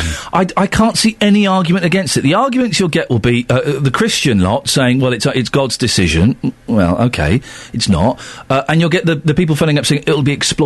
Granny will be bumped off, years before she's ready to go. Well, it won't be, because it'll be monitored and it'll be policed, and it would be a very select few. I can't see any argument against it. I've got family who live in Holland, and of course over there they have full-on euthanasia, which is... Do they in Holland? Yes, I absolutely. didn't realise, okay. And my uncle's father, he had terminal cancer, and he was kind of riddled in cancer. It was everywhere. And he'd had a number of years of trying to fight cancer. Yep. And in the end, he just kind of had enough. The suffering was getting too great. So, he called his GP. His GP organised a day and a time that he would come round. All of the family arrived in the morning. They spent the whole day around the bed. They laughed, they talked, they reminisced, they shared photos. At 7 o'clock in the evening, the GP arrived. He came in, he gave him an injection, and within 5 minutes he'd slipped peacefully off. That's incredible. And their memories as a family of that are, positive. His death was something that was kind of positive. His suffering had ended, and they actually had a really nice day reminiscing before it happened, and they're left with really positive memories. And actually, if we're honest, wouldn't we all like something like that if our suffering was to get too great? When my dad died this year, he died of cancer, and for the last couple of weeks he was completely out of it. Was in a lot of pain and was rambling and talking nonsense. And if he had have come round and been lucid enough and said, Ian, could you help finish this? I would have done. I would have done. And I don't see. But you can't. That's the thing. I don't see any point in living like that. If you're in pain and if you're miserable and and if it's been over an extended period and there is no recourse, no coming back. And I tell you what, it really frightens me. It really frightens me. Last year, I think it was, I went to see a doctor. And this doctor started asking me about my family history of cancer. And I said, well, actually, my mum died of cancer. And the doctor said, oh, what kind of cancer? I said, well, and I gave the details of this certain kind of pancreatic cancer. And she said, oh, well, if you were in America, they'd be doing a scan on you every 6 months because you're in a high-risk category of perhaps getting that yourself. Oh, my dad had pancreatic cancer. Am I in high risk? God, I thought, this is awful. Because I watched my mum go, and I thought, oh, this is awful. I don't know. And it frightens me, the prospect that if we haven't got this right by the time, my time comes, what's going to happen to me? Am I going to go the same way as my mum? I'm not sure I necessarily want that. We're going to discuss all of this morning from 9. Call 08459 455 555. BBC Three Counties Radio. It's also the number to give me a call if you want, 08459 455 555. Network Rail have launched a safety campaign it's going to be a good show, by the way, from 9 o'clock. I should be listening. Network Rail have launched a safety campaign to stop us staggering about drunk on station platforms. Posters will be put up with optical illusions, of wine and beer glasses, giving the impression the page is moving. Hang on, if you're drunk, it will be moving. It's hoped it will make people think twice before getting sloshed and letting the train take the strain. Well, joined by Mark Smith now, who runs a train website called Seat61.com and lives just north of Aylesbury. Morning, Mark. Good morning. Mark, you're an expert in all things rail travel. I've been led to believe you are. Has drunks at stations late at night always been a problem? I think it has. Back in the 1990s, I was the station manager at Charing Cross in London. And this is certainly nothing new. Friday nights, of course, were worse than Saturday nights because you've got the office crowd coming back along with the first of the weekend crowd. So I think, it's nothing new. It's always happened. I think it's human nature, really. Network Rail is launching a series of posters that will show wine glasses dancing around. It's not going to do anything, is it? Well, I wonder how you get the message across. Do you get them across to people when they're sober, in which case they won't remember when they're drunk? Or do you try to get it across to the people when they're drunk, when it's not really what they're focused on? In fact, if they can focus, they're probably not at risk. The reason, one of the reasons Network Rail says they're doing it is not necessarily disorderly behaviour, but to protect drunks from falling down escalators and tripping over benches and things like that.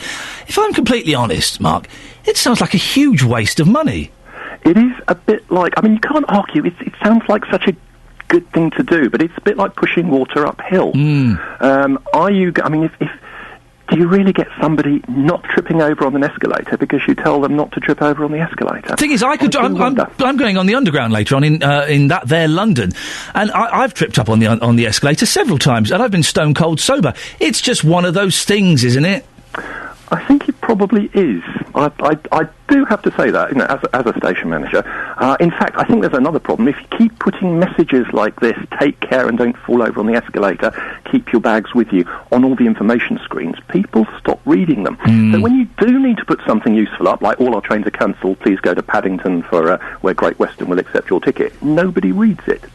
It's a good risk there. It is a good point. We can become desensitised to the information around us. Mark Smith from Seat61.com. Thank you very much indeed. Well, Andrew Mizzle is from Alcohol Concern. Andrew, you wrote a research paper a few years back, didn't you, looking into alcohol on public transport. Is it really that big a deal? Well, it's interesting. One of the things that comes up quite a lot is the issue of disorder on the trains, which is something that Network Rail say that they're not looking at. They're looking at safety and people tripping over, as you say. And that was very interesting, actually, because there was a little bit of snobbery came up there, and this often comes up with drinking, in that people would say, oh, yeah, we're very concerned about, say, lads coming back from the football match with their cans of lager, but whatever you do, don't stop the people in first class having a nice glass of wine with their dinner. And that's quite a common idea. I think that, wine drinkers are civilised and beer drinkers are the problem. But I think one of the interesting points that came up, and this sort of ties in with what Network Rail are trying to do, is that the police were saying that, because we were looking at the alcohol that was sold on the trains, and the police were saying, well, the big issue is the fact that people got drunk somewhere completely different, and then they've turned up and they're trying to get home. And to some extent, public transport is probably the best place for people to be when they're drunk, because I suppose the one thing you really want to avoid is them trying to go home in their own cars. Yes, well, this is what I thought. We're encouraging people to use public transport, aren't we, when they've had a few to drink? Well, certainly. If you look at the last Labour government and their alcohol strategy, there was an objective in there to get public transport better organised to get drunk people home. And if you look at London, as we've been talking about this morning, New Year's Eve and around Christmas, I think the tubes run quite late, and they run free of charge because people have realised that if someone's drunk in the early morning, you don't want them driving. You possibly don't want them walking home, because there's a quite high number of drunk pedestrians killed in the small hours. And although it might not be very pleasant for the other travellers, the train or the bus is possibly the best place for someone to be when they're trying to get home when they're over the limit. We had one caller suggest, and this kind of makes sense to me, Andrew, a drunk carriage, where if you've had a few beers, you're a little bit worse for wear, you get on that carriage, that way you don't intimidate any of the other travellers, you're kind of kept to yourselves. That's not a ridiculous idea, is it? Drunk carriage, a bit like the old smoking carriage, is it? Yeah, exactly. You have to all in one place, yeah. I wouldn't like to be the person who tidies up that carriage afterwards, but I can see some merit in that. You make a very strong point, Andrew. Yes, you wouldn't want to clean that. We have to end it there. Thank you very much indeed. That's Andrew Mizzle from Alcohol Concern. 08459 455 555. I will read your Facebook comments about kids' meals, and I say it again. If you don't sit with your children when they're eating, or you plonk them in front of a DVD, you are a terrible, terrible parent. Call 08459 455 555. BBC Three Counties Radio. Coming up in the last 30 minutes of the show, but a little bit of a throw forward to what's happening tomorrow. We want some help from you for tomorrow's show. I'll tell you about that in a few minutes. We're also talking about Justin Dealey's bonds. But, a new campaign has been launched urging parents to speak to their children at mealtime, saying it builds confidence and their language skills. You don't say. What? How stupid are parents that they need a campaign to be launched that urges them to do that? Surely it's the most natural thing to sit down with your kids at mealtime, ideally eat with them, not always possible, but at the very least sit and talk to them, ask them how they're doing, how their day went, what they liked about the day, what they didn't like, what they want to do tomorrow. Surely that seems obvious to me, and I will say this now. If you don't sit down with your kids at mealtime, if you shove them in front of a DVD or an iPad watching the Hoobs or the Wiggles, you are a bad parent. Oh, no, that's not fair, Ian. It's not always easy to sit down with them. It's not always easy to sit down with your kids for 20 minutes? How is that if you've had time to put that pizza in the oven, then you've got time to sit down with them for 20 minutes. Don't keep the... Can you shut up, you lot? Here, watch this. Watch Rasta Mouse. Shut up. No. Sit down and talk to them. Turn your mobile phone off.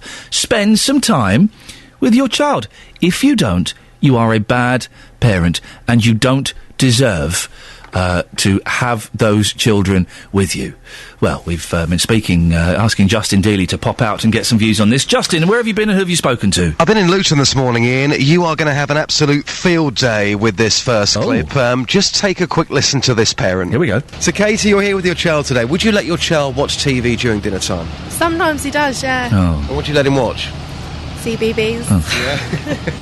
Because Ian has got this theory, I'm going to put this directly to you, that he says that if you're not having a conversation, if the TV's not turned off, that makes you a bad parent. Now, as a parent who allows their child to watch TV during dinner time, what would you say to that? It's rubbish. It doesn't affect him whether the telly's on or not. He eats his dinner the same way. Doesn't it? The conversation, though. What, eating with your, talking with your mouth full? If you're eating, you're not talking, are you? I mean, he's quite young at the moment. The older that he gets, let's just say it's 5 years old, 10 years old, will you still allow him to watch the TV? You still think there's nothing wrong with that? The conversation at dinner time, you're eating, so you don't really talk anyway. Oh, so I don't see what difference sakes. that makes to talking and having conversation. Oh, we've had lots of people saying this on the Facebook, Justin, and it's getting me angry. That woman, how old was her kid? Her child was, 2 years old, 3 years old? Oh, that's heartbreaking, that poor child. That nonsense. Oh, you don't talk when you're eating. Loads of people have said that on Facebook. What happens? You go out for a romantic meal. Yeah, you've been out with a meal with a girl, Justin. You don't talk for an hour and a half. You just sit there eating, and then you wait. When the first course arrives, right? Sorry, I can't talk to you now until I finish dessert. Nonsense. Incredible. You have a few mouthfuls. You put the cutlery down. You chew your food. You swallow it. You talk. You pick up your cutlery. Of course, it's common manners, and it's a basic thing. Absolutely. It's not rocket science. We go out 2 or 3 times a week. We go to the local cafe after the programme. We're eating together. We don't just sit there and don't say anything. It's about having a conversation. You know, if you go out with somebody on a first date, where are you going to go? Angry, yeah. You're going to go to a restaurant. Yeah. You are going to talk. I don't understand how you can go to a restaurant or have dinner at home and not talk. And listen, I'm not knocking CBeebies. CBeebies is wonderful. They show some brilliant programmes. You do not plonk a 2-year-old in front of CBeebies while they're eating their supper. But it makes no difference because he's eating and he can't talk. Oh, it's lazy answer. You spoken to anyone else? Yep, I spoke to another parent. Now, this man, he doesn't allow his child to sit down and watch TV during dinner time. Here's what he had to say. I just actually think that TV these days actually teaches children to act in certain ways, and I don't believe it to be very good for children. I can believe it can hinder their speech, especially with some of the programmes you get these days where they talk funny. You only had it a little while ago where the Teletubbies were making children walk around talking, just ridiculous. Uh-oh. So, yeah, exactly. So, obviously I'm very careful about what I allow my daughter to watch. And Ian's been saying today that if you let your child watch TV during dinner time, that you're a bad parent. So, based on what you're saying, you'd probably go along with that, would you? I wouldn't so much say you're a bad parent as such, because every parent, all parenting is different, if you see what I'm saying. But I just think at dinner time you should be sitting at a table. Obviously, it's also family time, isn't it? Obviously, you spend time with your wife, your child, you have conversation. Which is a word that people haven't heard in a while since the invention of internet, and very true. So obviously that time is then reserved for talking. He's good. He's right about some programmes. There are a lot of brilliant kids' TV programmes, better than we had in the 70s and 80s. But he's right.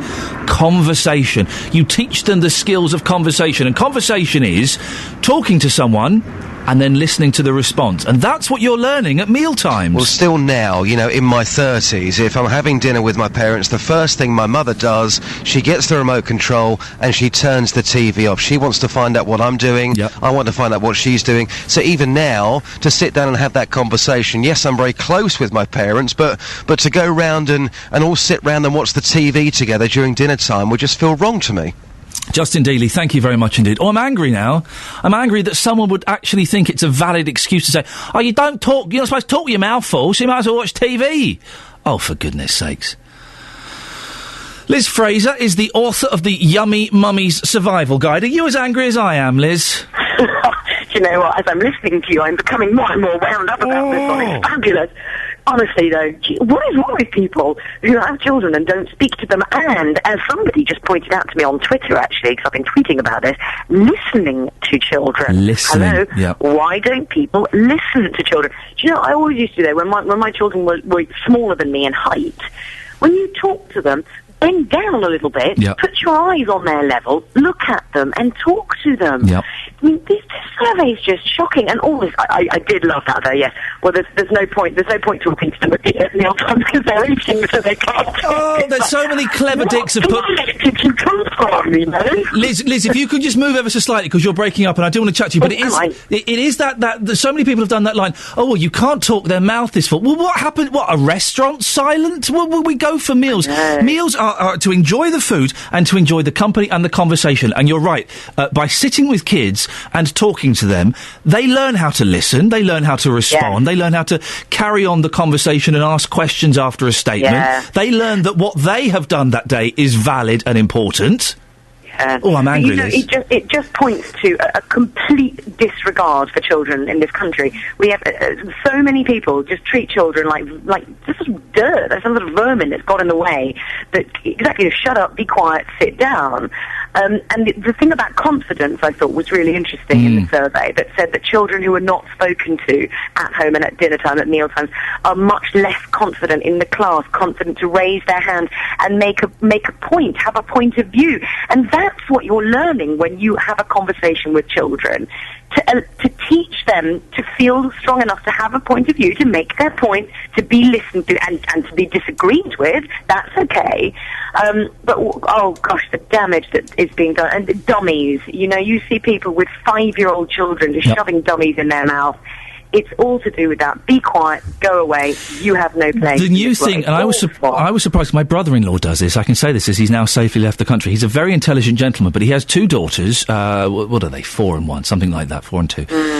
And at meal times, they shove an iPad in front of them showing the Hoobs or something like that. Well, that's no good. It is no good, and in fact we know, to bring this actually to a slightly different angle, which is obesity and health and food, we know that if you're busy doing something else, if you're distracted by something else while you're eating, you don't concentrate on the food, you don't concentrate on what you're eating, and you eat much, much more.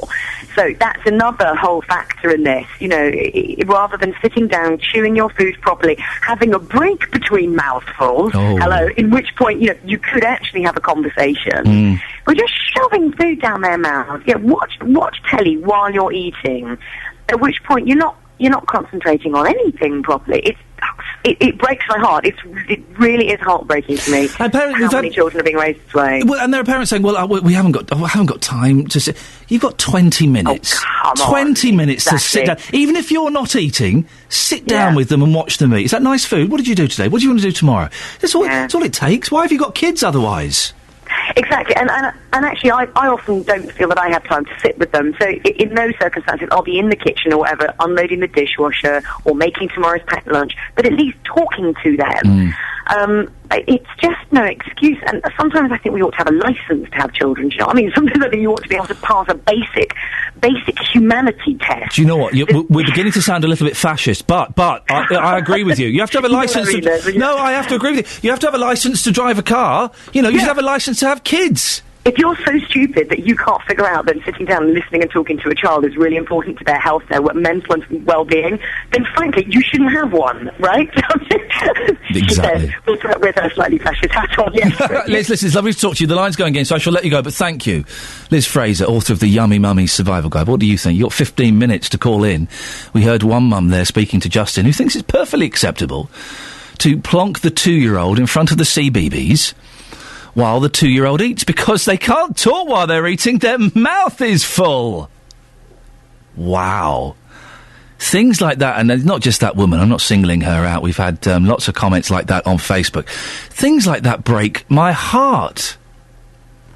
I was going to say maybe once in a while as a treat. I don't even know if I'd do it as a treat. Well, maybe once in a blue moon, but I'm not sure I'd even do that. If you plonk your kids in front of the TV, or in front of a DVD, or in front of your tablet, and you don't talk to them while they're eating, you are a bad parent. It's as simple as that. You are missing out on the joys of learning about your child, and also the joy of educating your child. 08459 455 555. Does anyone think I'm being a bit harsh? Does anybody agree with that mum that was speaking to Justin and think, oh, come on, Ian, put them in front of CBeebies while they're having their sausages? There's nothing wrong with that. Stop being so grumpy. Hey. Now, on tomorrow's show from 7:30 for a whole 30 minutes, we're going to have the company of the new Chief Constable of Bedfordshire Police, Colette Paul. So tomorrow from 7:30, the new Chief Constable of Bedfordshire Police, Colette Paul, will be joining me in the studio. We've been waiting a month for this. We don't want to waste it. So, keen to get your questions for her. Is there something you want to ask her about policing, about reduction in funding, about your area? It can be about the whole county of Bedfordshire. It can be about your town. It can be about your street.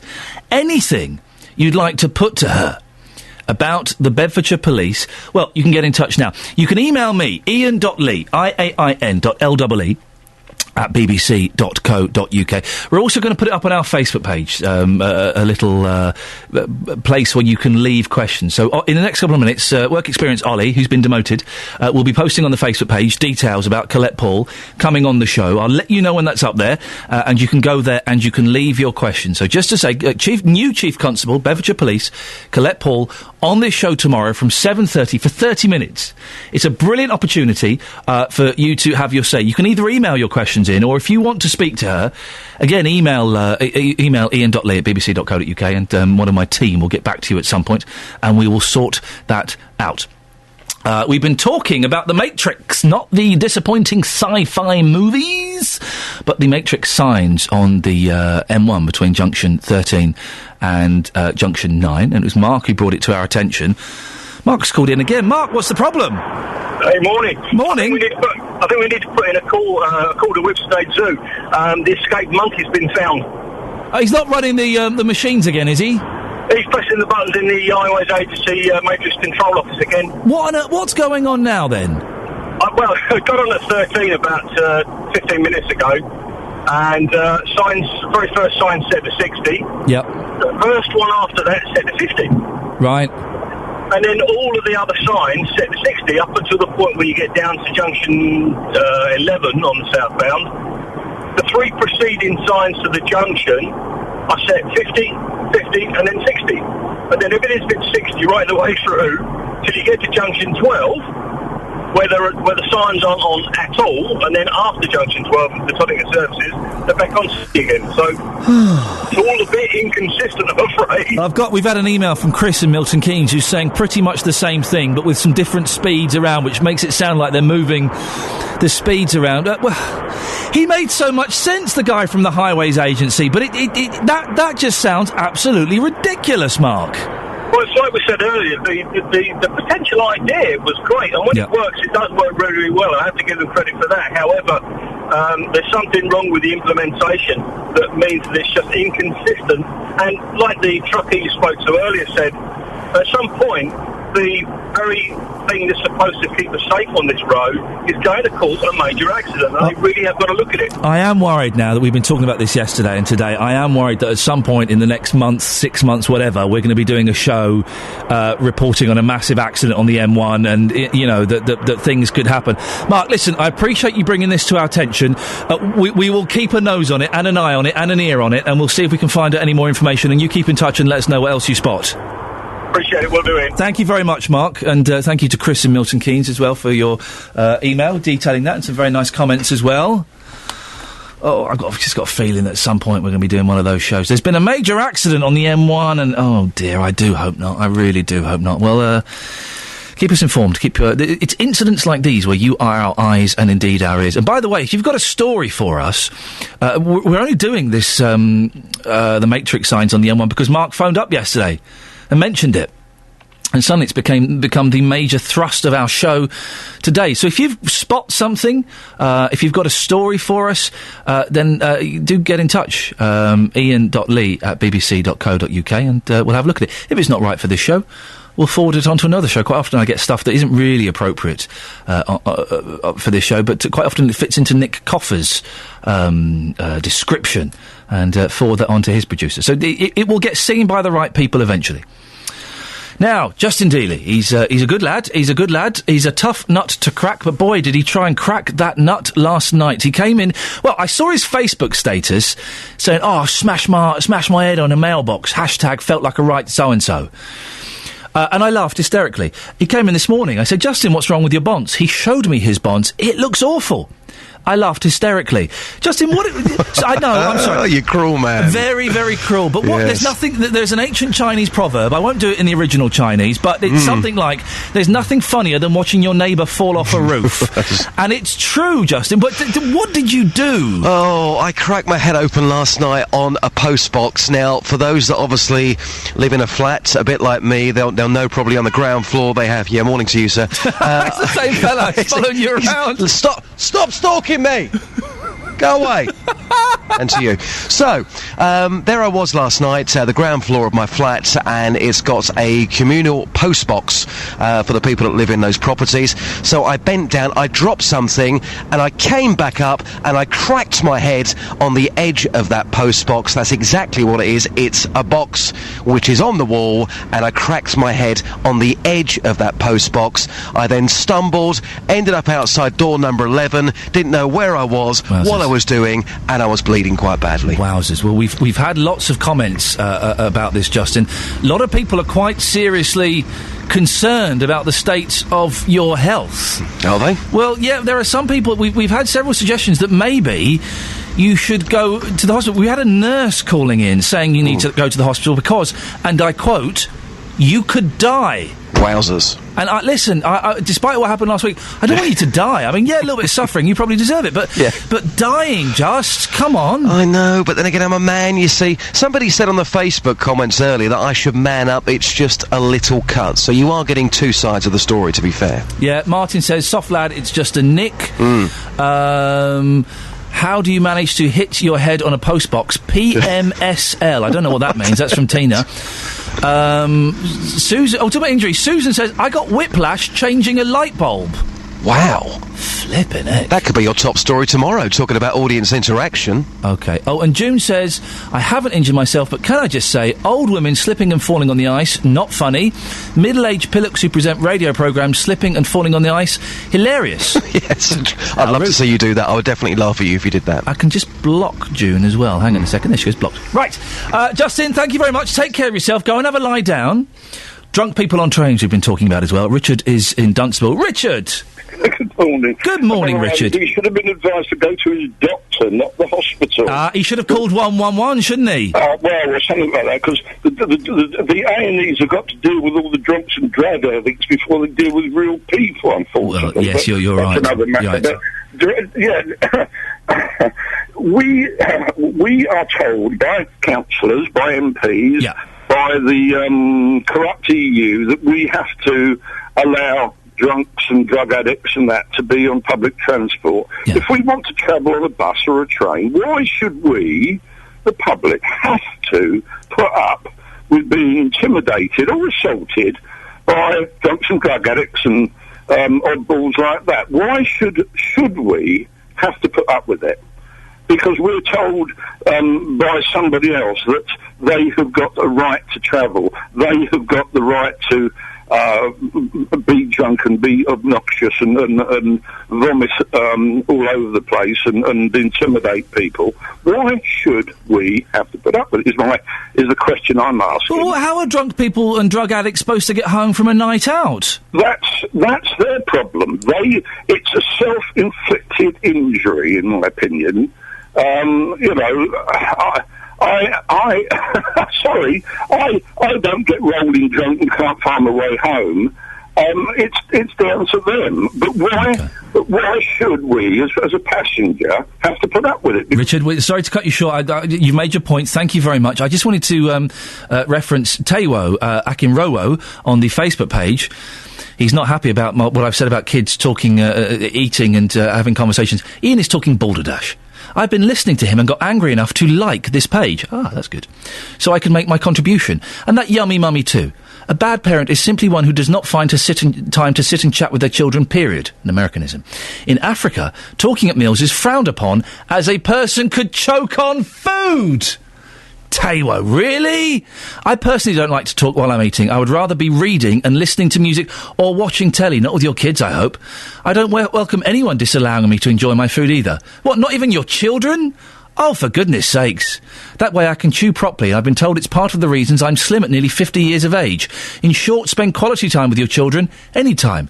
Family settings and cultures are different to one another. OK? No, Taiwo. It's not okay. Lots of you agreeing with me on Facebook that it's best to sit and talk with your kids at mealtime. Well done, you. Don't forget, on tomorrow's show, I'll be talking to the new Chief Constable of Bedfordshire Police, Colette Paul. If you want to get in touch, go to the Facebook page, post up your comments, or send an email, ian.lee@bbc.co.uk. JVS up next. Ta-ta. On FM, AM, online and digital radio. This is BBC Three Counties Radio. Thank you, Iain.